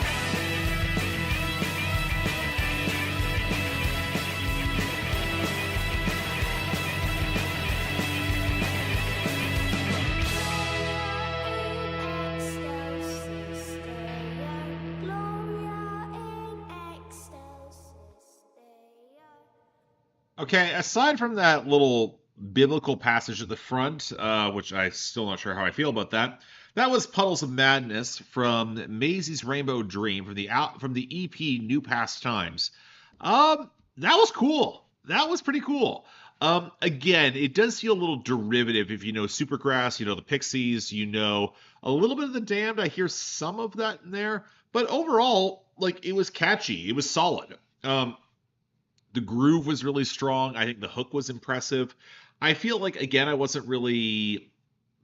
not sure the vocalist really grabbed me. I'm not sure, like, the vocals really captivated me per se. And I feel like, again, it's the sort of thing where I think it's more solid than exceptional. I'm not sure it really jumped off the page and really, like, impressed me in terms of, like, a really striking hook. I feel like, again, it kind of started and ended oddly. And I'm not sure that there was a really striking line that really came out. But, like, yeah, like, in terms of, I kind of get why it was being described as punk pop rather than pop punk.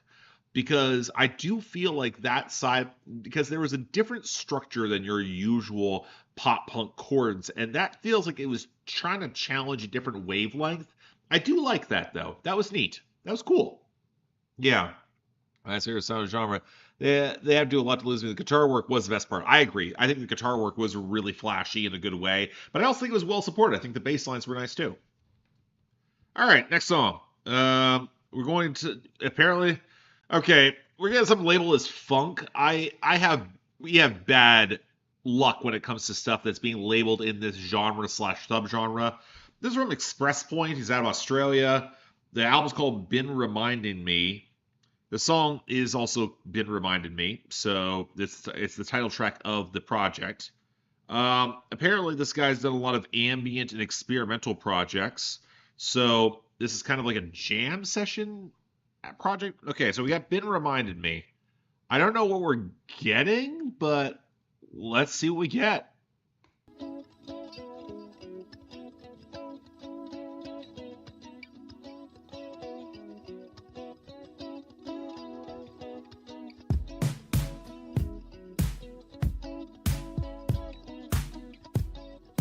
Okay, incredibly funky.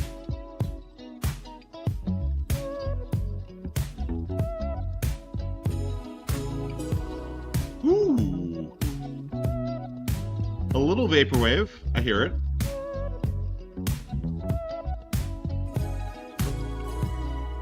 Ooh.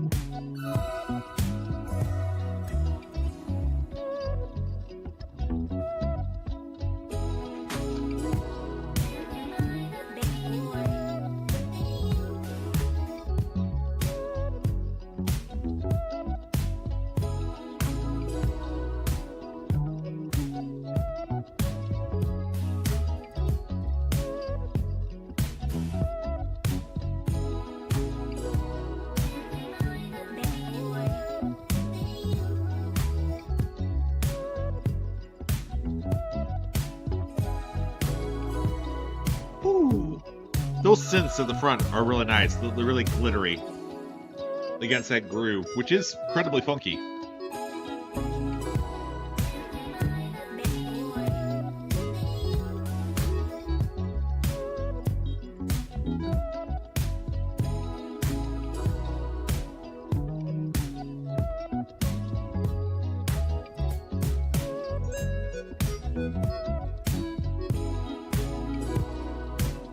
Not gonna lie, I love these synths. I love these synths.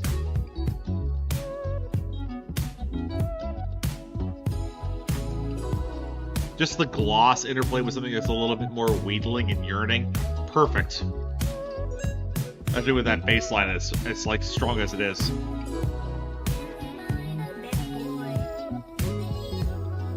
I'm sure I'm wild by the vocals though.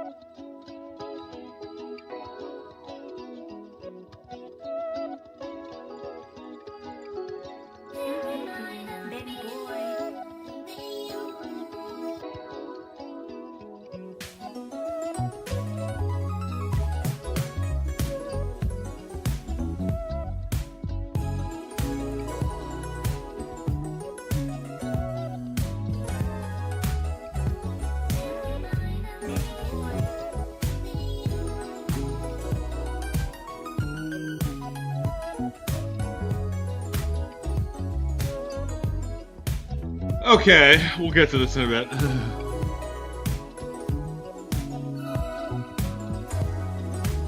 I think we're all gonna have the same thoughts on this one.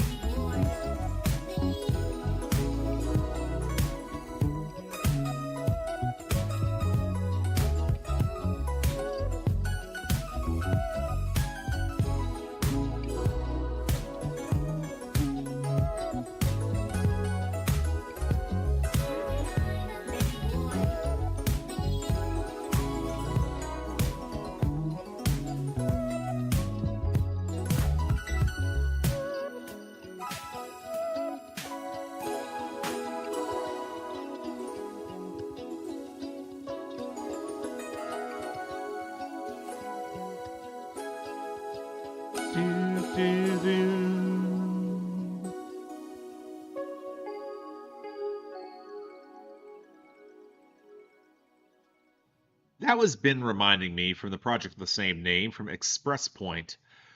You ever hear a song? You ever hear like a track that, and honestly, you get the idea that the foundations are so solid, like the synth, the groove, that bass line. I really, really did love that. Like, I think there's a foundation there that I really thought was impressive. But then they kept doing things to get away from that, and it kept kind of like backfiring on them a little bit. It kind of broke my heart because I don't think the vocals worked as at all. They're trying to go for this girlish kind of like synthetic filter. I didn't think it really fit. And you know what? I'd be able to tolerate that if they didn't start doing odd things with the synth work, where they're trying to just go off a little bit off measure, trying to do a little bit of flourishing. And I'm like, you don't have to do that. Like, you could have been a little bit more minimalist. Rely on what you have. What you have is so good. Like, you don't need to do that. And that's kind of what frustrates me because, again, it's one of those things where I can't blame them for trying to, like, dance outside of the boundaries. Like, because, again, there's good ideas out there. But, again, like, it was trying to go further. It didn't need to. But every step when they tried to go further, they were missteps. And that kind of frustrated me because otherwise I really like that. Yeah, again, Tom Randall, thanks for sticking around for a month. I appreciate that. And hope you enjoyed your screening of A Real Pain. Yeah, so again, once again, Super Chats do get priority if I ever do bring that up. I don't think I mentioned that tonight, but again, we're having vibes. A lot of jazz tonight. I'm kind of in that mood. All right. This next song is a one-off release. We're going to skip that. Okay. We got some noisy post-punk influenced songs on this new EP from Man, Woman, Chainsaw. The album is called Easy Peasy. I feel like some of this just gets set up for me. And they have a couple outings into Tender Pop. The song is called Ode to Cleo. Let's give it a shot. Somehow I don't get the feeling this is the Tender Pop.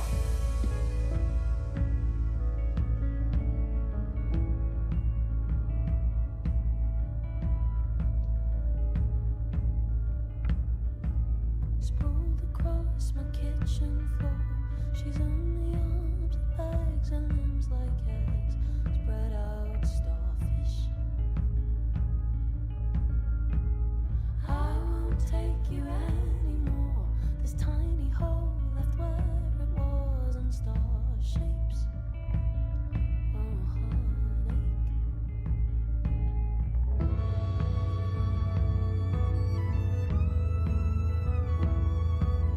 Oh, heartache.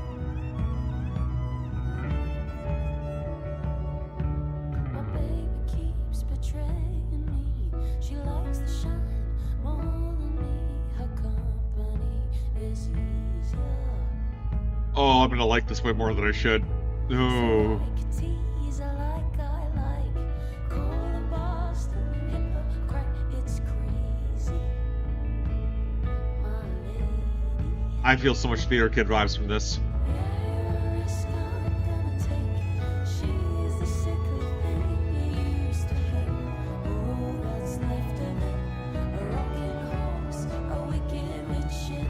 What do we do when lifetimes fall apart? Ooh.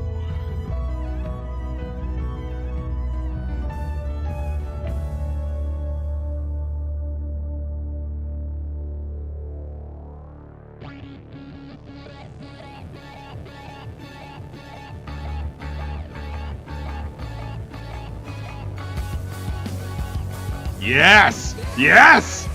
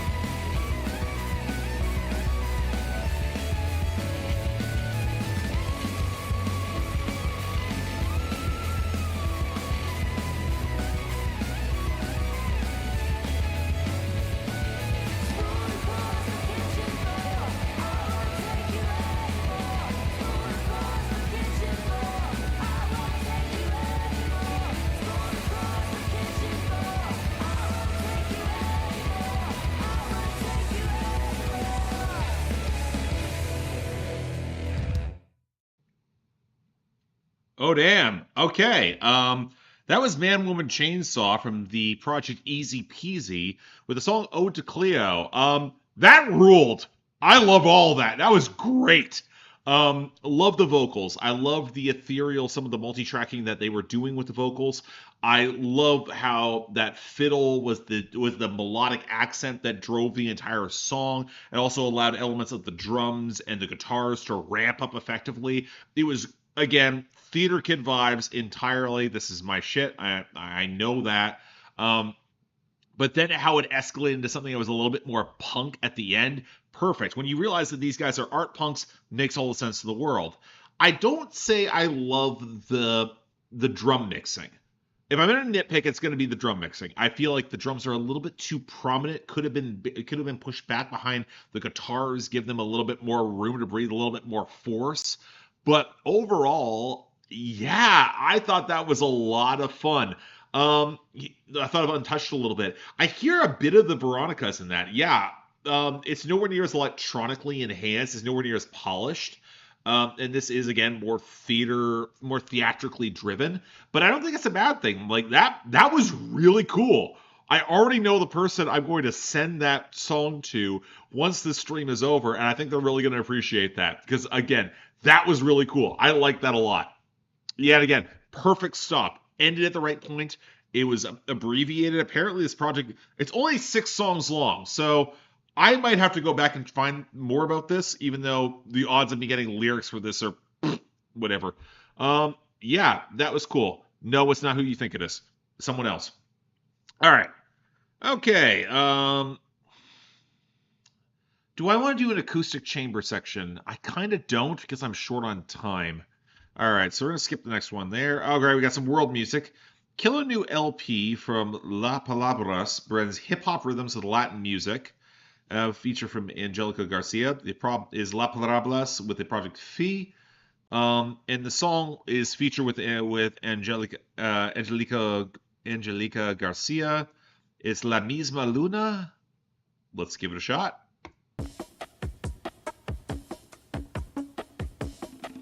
Ugh. Fue la última vez en la madrugada como siempre lo es, pensando en lo que te hubiera dicho, que irme de aquí no fue un capricho. Es decir, estamos a medio mundo. I kind of hate the drum mixing on this song. I kind of hate it. Porque ahí está la misma luna. Estamos a medio mundo. Yeah, I hear that too, Rid. Para arriba, porque ahí está la misma luna. Puede ser que esta vez, cuando caiga el sol, lo que pase después sea una confesión que caiga fuego. que no te veré sin un poco de suerte. Es decir, estamos a medio mundo, pero mira para arriba, porque ahí está la misma luna. Estamos a medio mundo, pero mira para arriba, porque ahí está la misma luna. Y nunca se puede saber. Interesting switch to the organ here. Igual que antes. Y no puedo comprender, ni puedo resolver las memorias constantes.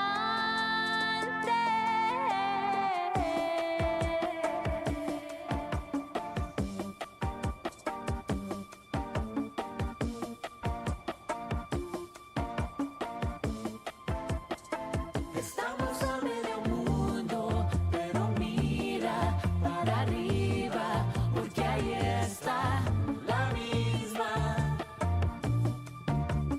luna. Estamos a medio mundo, pero mira para arriba, porque ahí está la misma luna. Alrighty, that was La Misma Luna featuring Angelica Garcia, and that's from PaLabas, from the album Fe. I gotta be honest, the drums kind of kill that song for me. There's just that filmy layer around the patter. Again, Rid drew the comparison to Hotline Bling. I think it's worse. Hotline Bling, there was a sharper texture to this. This just kind of feels like they left frequencies in that are a little bit higher than they should be, and it got distracting. Which is kind of a shame because the rest of the composition here was decent. I think some of the melodic backdrop was impressive. I think the vocal interplay was really nice. And again, as highlighted in the chat, the bass lines, they were trying to do something there. I don't think that was bad. But again, the drums just did not work with that. It's kind of a shame because I feel like that's the sort of thing that gets resolved in mixing or mastering that could have made this a lot better. I don't know if it's an issue of budget or maybe something just got missed on someone's headphones. And again, some of that's these headphones versus others. I don't know if it would have got picked up, but yeah, kind of disappointing there. That I want to like that more than I do. I will say that. And it happens. All right, next up, we got some live band disco. Oh boy, and this one's going to go for a while too. This one's about 8 minutes long. This is from Ed Temple. Apparently, we got some sumptuous strings coming up as well. The album's called Pink Velvet. The song is of the same title. Let's give it a shot.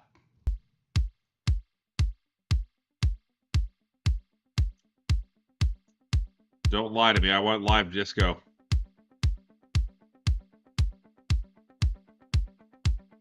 Change that light to more like that.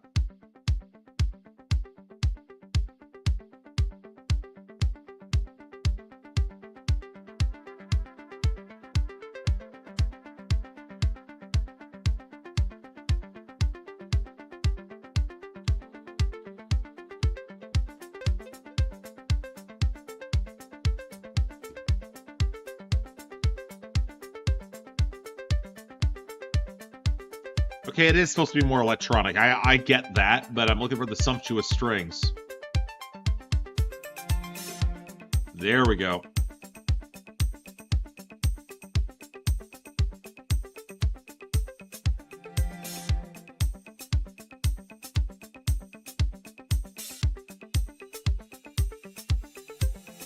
Little one of tricks, I hear that.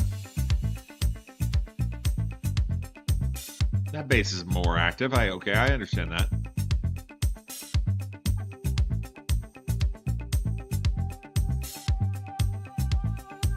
One, two, three, four.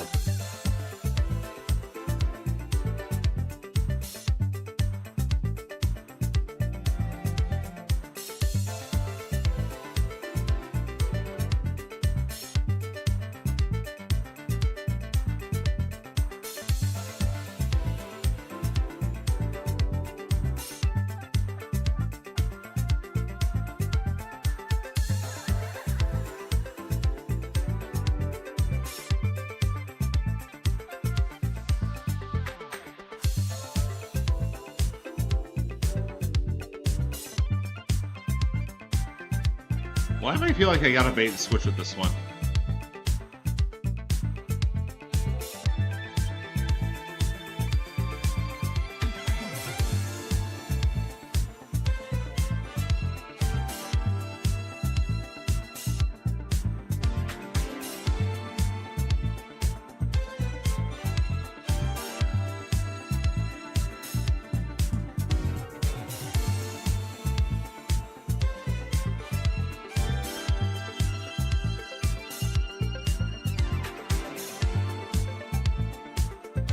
Oh, I have thoughts about this one that might not make everyone happy.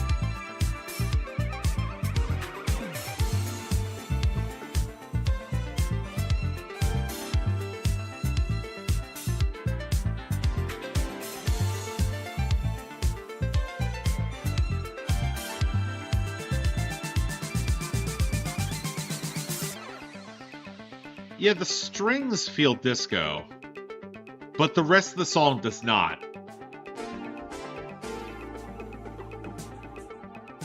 I feel like the groove is letting this song down, and specifically the drums.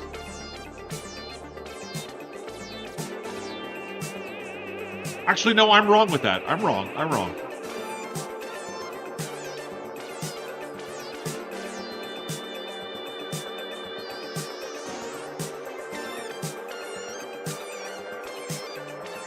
It's not the strings.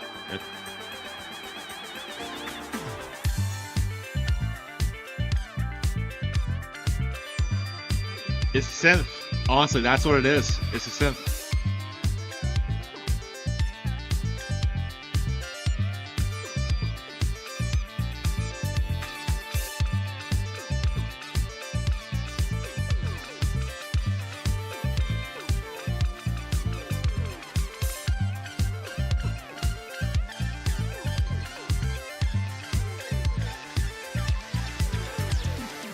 Hell?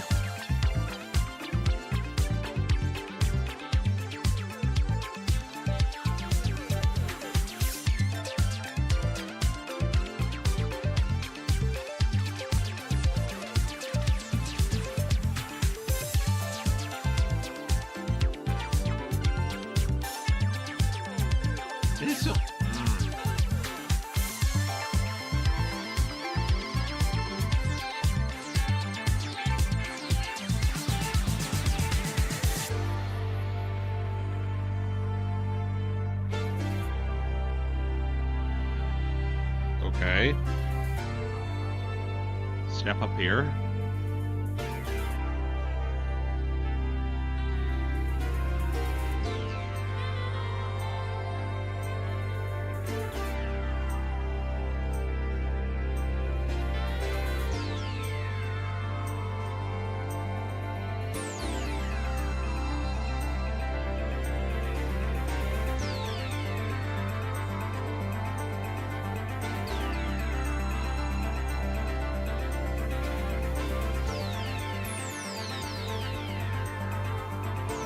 Yeah, it's a synth. I think that's why it's not working here.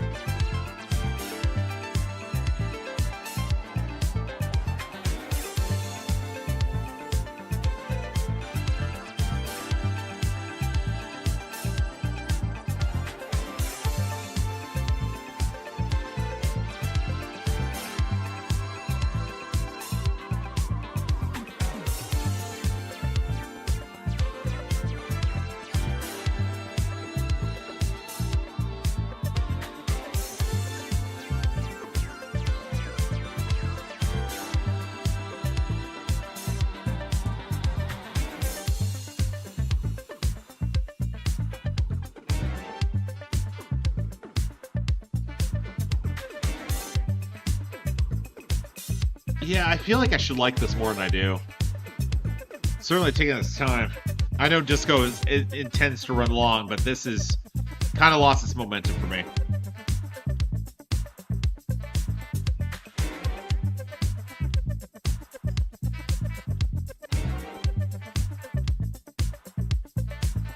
Not just the lead synths. I also think that honking they kind of had at the front. I don't care for that either.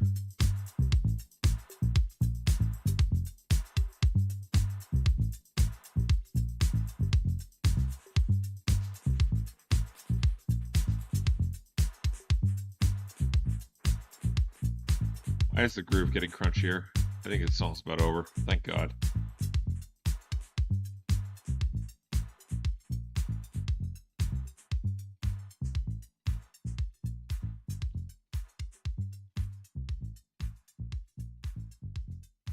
Why are you hollowing out the mix to end the song? No, don't do that.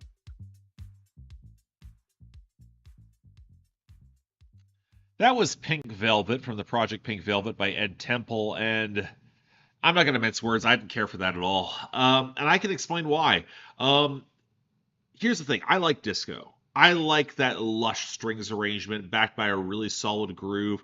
Yeah, I know it got played out in its time, and then a bunch of people tried to do it who really could not do it. I think that might be the stronger indictment against disco is the number of people who, attempted disco but didn't get the vibe. But that was just, ugh. I think the synth really let that song down because the synth, again, as it was described, it felt like it was from an entirely different song. It feels like it was trying to contribute this much jittery, much more frenetic's the wrong word. It was just on a different frequency in comparison with what the strings were doing. The song like that needs to luxuriate in itself, and like the groove was there for it, and for the most part the percussion was there, but the synth just wasn't. It was finicky. It was fidgety in ways it shouldn't be. It feels like a song that couldn't get out of its own way, and for an 8-minute track, you have all the space in the world to get in your own lane, and that was not it.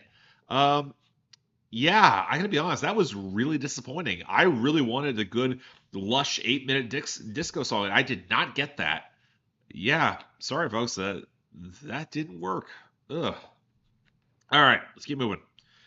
Okay, next up we have, oh boy, Who Wants Reggae Again? And my god-awful opinions on reggae. All right, this is from Natty. It's from the Divine Trinity. The song's called Open Up Your Heart. Let's give it a shot.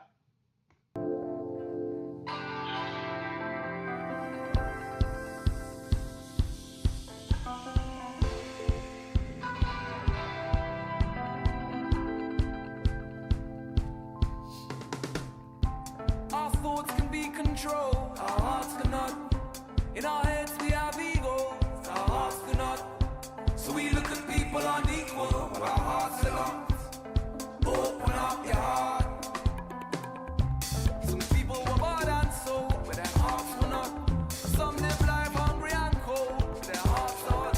Some people try and rule the globe, but their hearts are locked. Open up your heart. As we enter into a place deep inside the heart, connect to a living thing, go right back to the start. This is not what I expected at all. For reggae? No. Everything is yours, sweet child. It's all you are. I'll bring you sunshine. I'll bring you moonlight. I'll bring you all the stars in the sky. Oh, sweet child. What is this trying to do?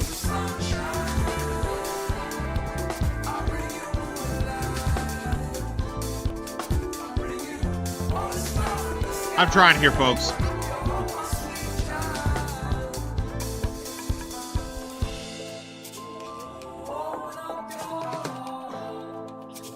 I guess dub might be the better descriptor. It's dub and reggae, but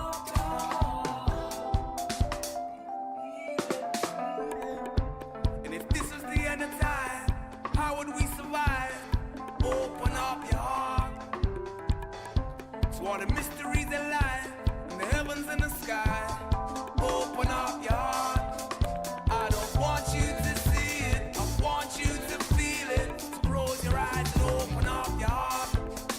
And if this is the last thing I say to you, darling, look inside and open up your heart. As we walk on Mother Earth, under Father Sky, many heads collide, still no peace of mind. Through Mother we connect, through Father, evil guy. One heart, one love, one time. Bring you sunshine. Drums are doing a lot. I can hear that. All the stars in the sky. You're my sweet child. Bring you sunshine. I bring you moonlight.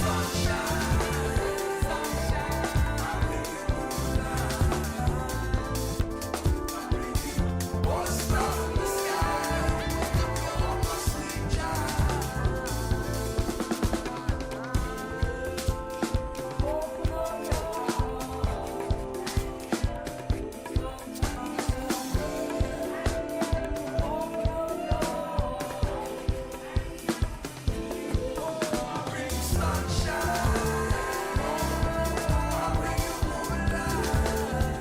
Okay.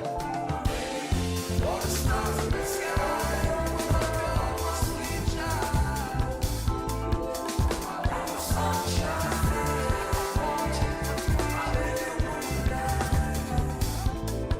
I bring you moonlight. All the stars in the sky.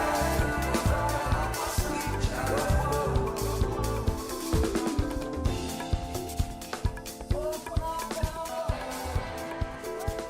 All right, folks, that's Open Up Your Heart from Natty, the album The Divine Trinity. I expected to dislike that more than I did, and I'll freely admit I being mostly pleasantly surprised. Now, the lyrics are still very much rooted in reggae. I think their singer is as well. I wasn't really impressed by any of the writing, but the production kind of gave me vibes of dabbling a little bit more in jazz, a little bit of neo soul as well. I think the better descriptor that they tied to the album is dub, and you get some of that with the more electronic influence elements there. Yeah, there was more groove to that, and it was modestly catchy. Again, I wasn't really sure. Like, it was kind of tough to catch the vibe of what it was trying to fully do. I see some people describing that in terms of being very 2010s, in terms of catching a very. You know what? I see where that's coming from. Because it has the mind of something in the 2010s that would have found a really strong reggae sample or something in that lane and flipped it into a faster electronic groove. You saw some of that in the UK in the mid to late 2010s. I definitely hear it. I'm not sure that's fully... Well, again, when you also discover that this guy is apparently from the Oh, no, I take that back. He's from Jamaica. So this isn't a UK situation. Yeah, it was interesting. I didn't love it because, again, reggae bounce off each other, long established. I don't know. I wanted to like it a little bit more. Yeah, I feel like there were ideas in it. I feel like there was the right textures there, but I feel like I like this for a lot of the reasons that the main artist might not fully appreciate. Because, again, I don't love a lot of the reggae parts of it. All right, let's keep moving here. Okay. All right. Geosonics, A Love Letter by Delph.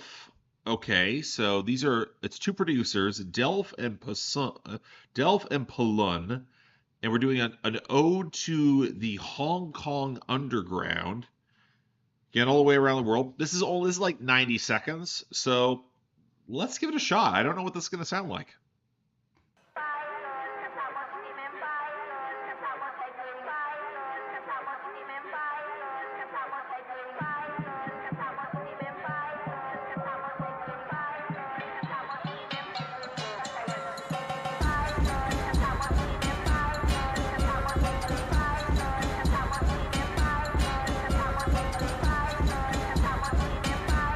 This is not what I was expecting.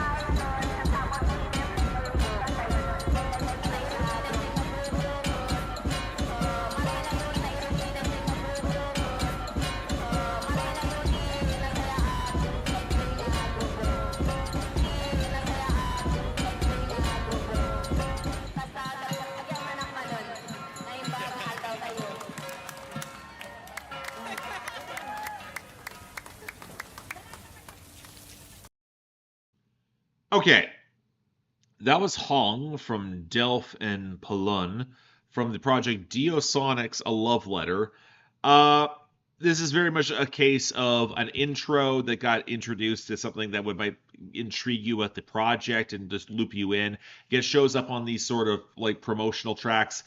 Hard to gauge a lot of value out of it. I think it's interesting. It doesn't sound like what I would expect for some music coming out of Hong Kong. Maybe it's a different sort of musical subgenre in the underground that I'm just not familiar with at all. I'm fully willing to accept that, but that was kind of cool. Like it had some of the ambient textures. It was much rougher around the edges.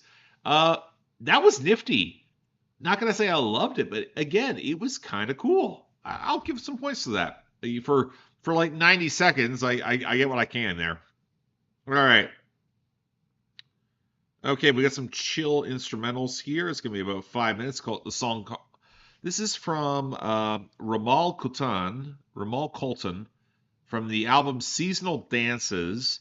The song is called Summer Dance. Could be very chill. Let's see what we get. Oh yeah, I get what this vibe is.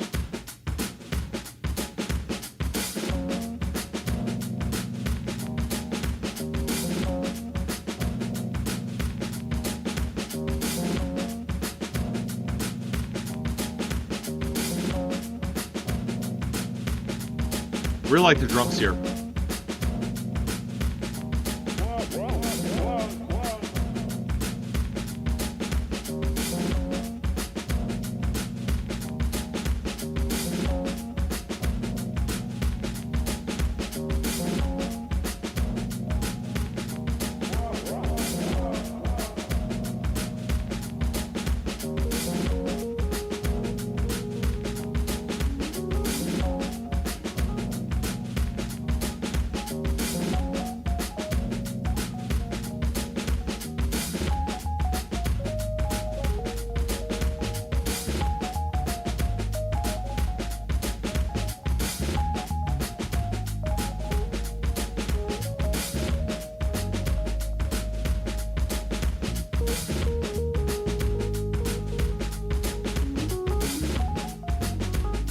The fluttery keys in the background here are really quite nice.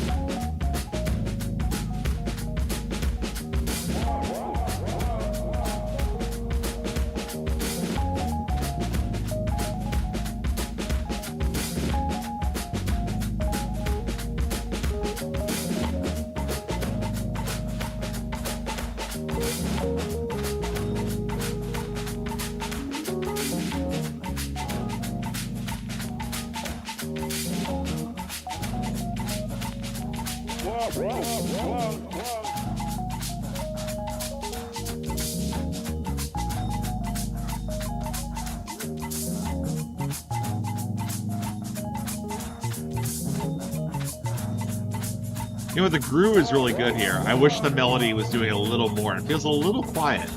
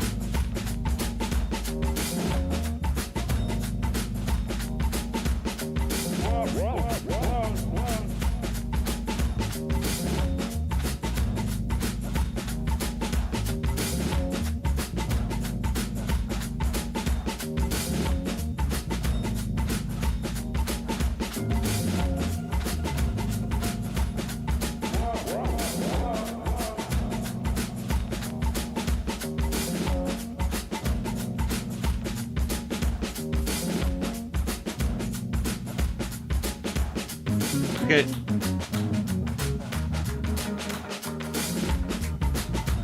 I'm not sure this bass switch up was enough.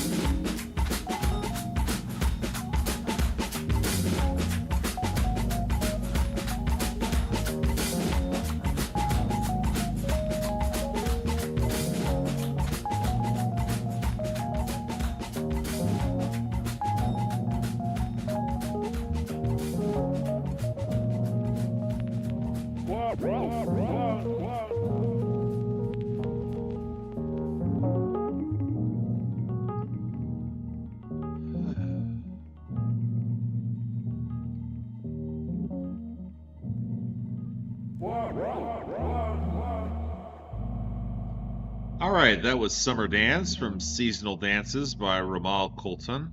Um, that was one of those cases where I feel like, again, the length isn't justified. I agree with you, Dario.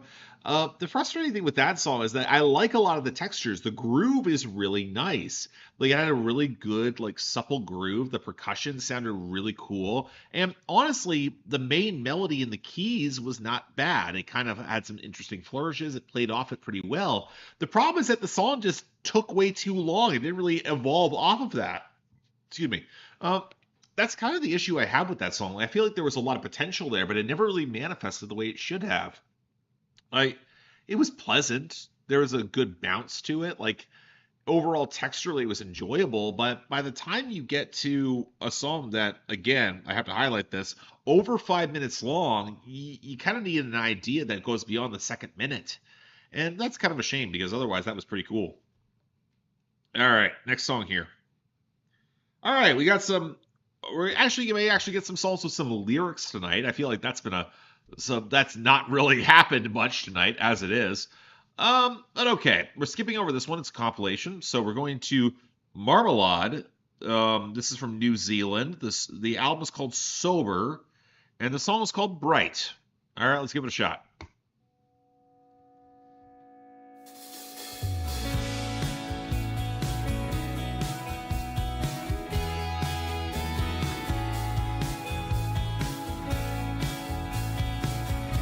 Oh, that's very pleasant. I've been sitting here in my bed socks, wondering if I'll ever become a rock star. How will I make it to the top when every road sign screams to stop? But I got no time in my mind. Will I ever make it, or will I have to fake it? The vocal interplay reminds me a bit of Monsters and Men. Will I have to break it? Will I end up hating it when I'm bright? Maybe I should buy a paddling pool. Do you think my friends would think I was cool, or should I break some rules? Maybe I'd be less of a fool, but I got no time in my mind.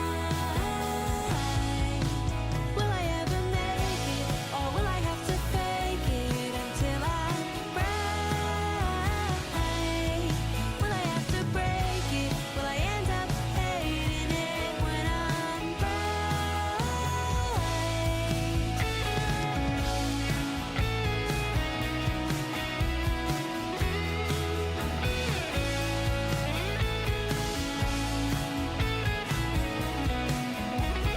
This is easily one of the most accessible songs we've heard all night.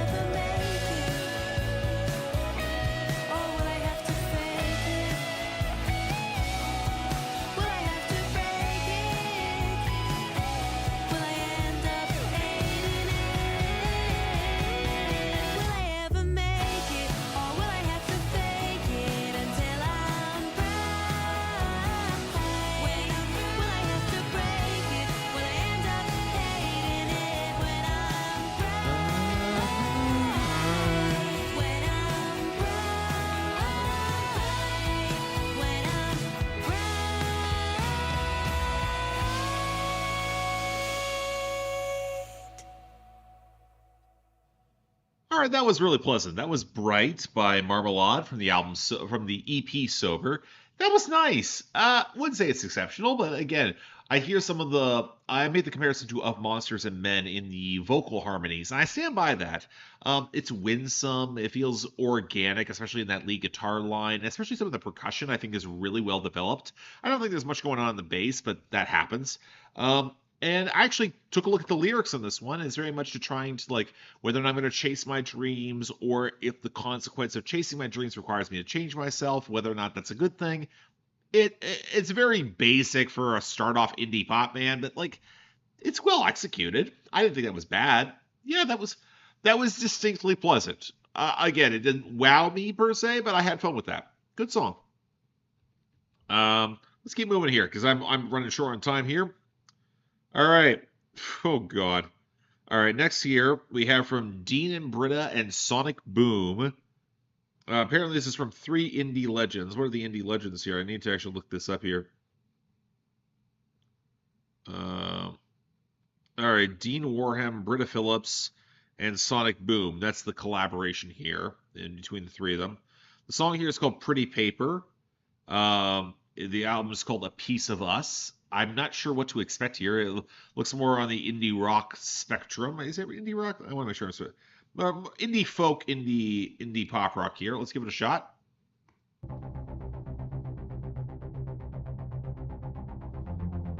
Apparently genre is going to be a total miss for me tonight. Pretty ribbons of blue. Wrap your presents to your darling from you.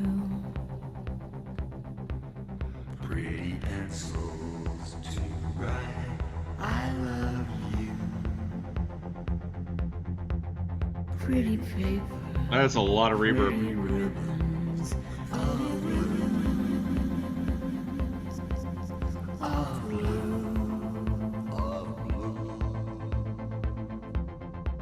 Crowded streets, Busy feet hustle by him. Downtown shoppers, Christmas is nigh. there he sits all alone on the sidewalk, hoping that you won't pass him by. If you look indie of a specific era, this is hitting. Very new pornographers in a way. Should you stop? Better not, much too busy. You're in a hurry, my how time flies. Yeah, this is very new pornographers. In the distance, the ringing of laughter, and in the midst of the laughter, he cries. Pretty paper, pretty ribbons, pretty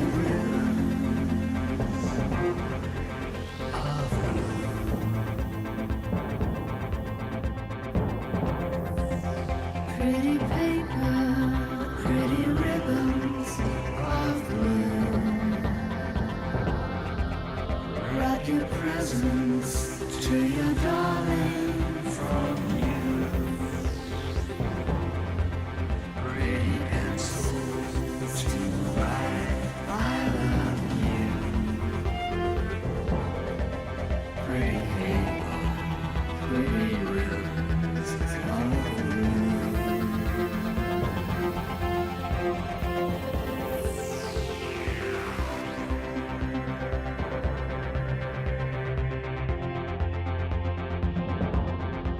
Should you stop?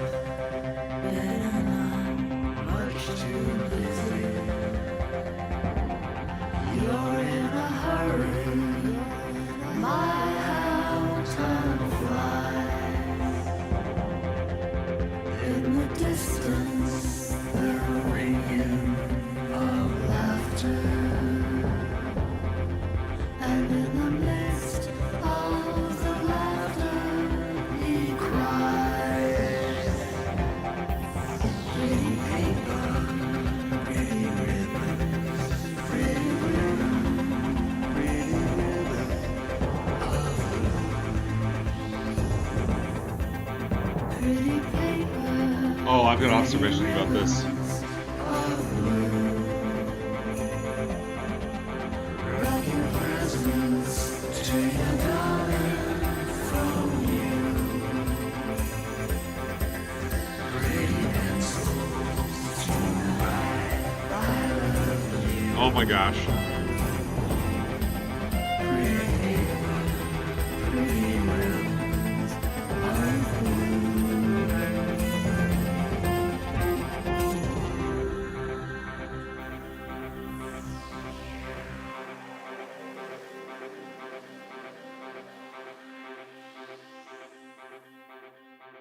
I can tell you what's not clicking. That's Pretty Paper by Dean and Britta and Sonic Boom from the album A Piece of Us. Folks, that's a Christmas song. If you listen to the lyrics, they're talking about like the Christmas time and getting together and trying to find that connection in that vibe. Like it kind of threw me there for a second. I'm like, wait, Pretty Paper. Oh, wait. They reference Christmas shopping too. Oh. So it sounds like if the New Pornographers made a Christmas song. I'm not against that. I like the New Pornographers, and for the most part, I mostly like Christmas music. But again, like that's what it came out to be. I'm like, oh yeah, KMF. I hear that. Silver Bells. I hear a little bit in that as well.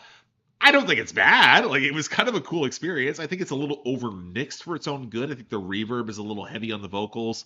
I think like some of the synths try to do a little too much. But overall, it was, again, it kind of reminds me of New Pornographers circa Brill Bruisers, and that's not exactly a bad thing. Yeah, like, again, I did not expect a Christmas song in that brand of indie rock, but like, yeah, that's what it is. I'm working off of what I get. Oh, jeez. Again, a weird sound with it, but again, it does kind of bug me that indie rock does not have like doesn't have Christmas songs outside of when the Killers do it. Like that's kind of cool in its lane. Like I could imagine listening to that around the holidays. That was nifty. All right, let's keep moving.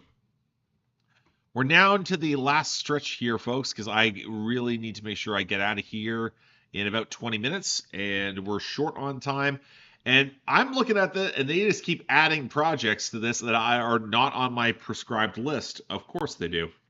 All right, so next up we have from Lego Welt, from the album A Field Guide to the Void, we got some electronic music. And this is called A Taping a Broken Heart. Let's give it a shot.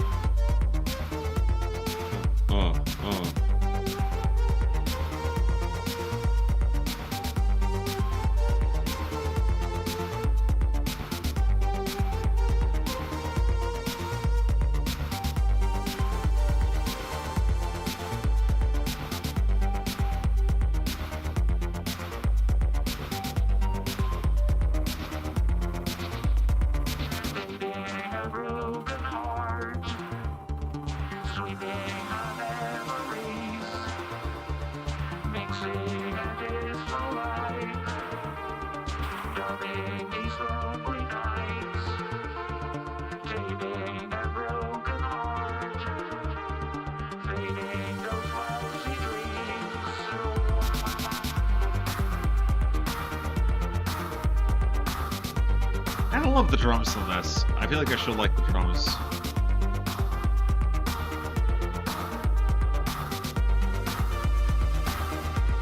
Synths have a bit of a wonky vibe to it.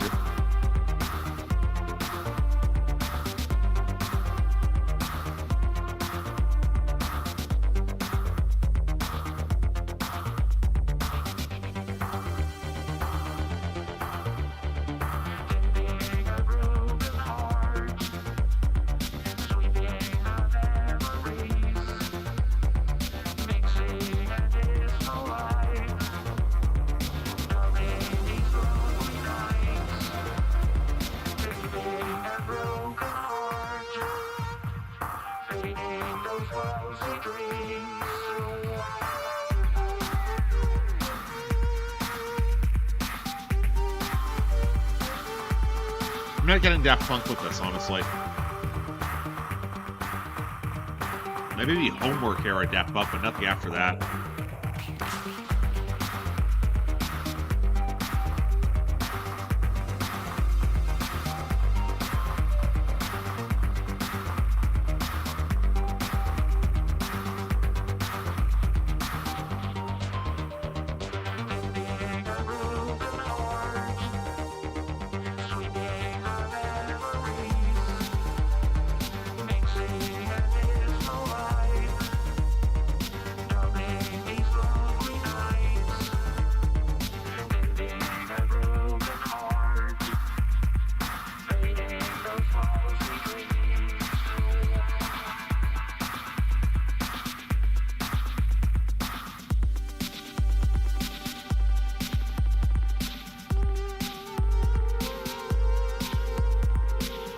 know about this one, guys. Like, I think I get what it's doing, but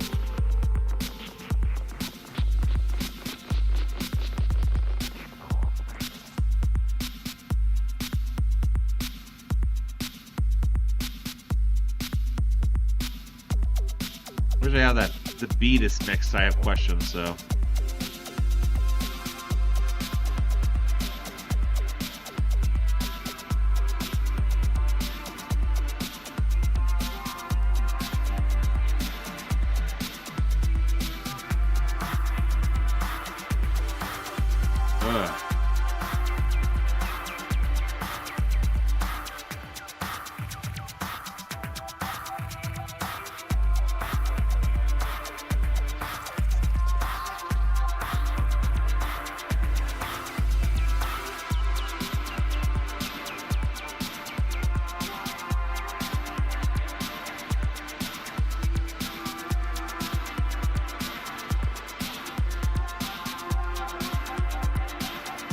Yeah, this is definitely losing its momentum, though.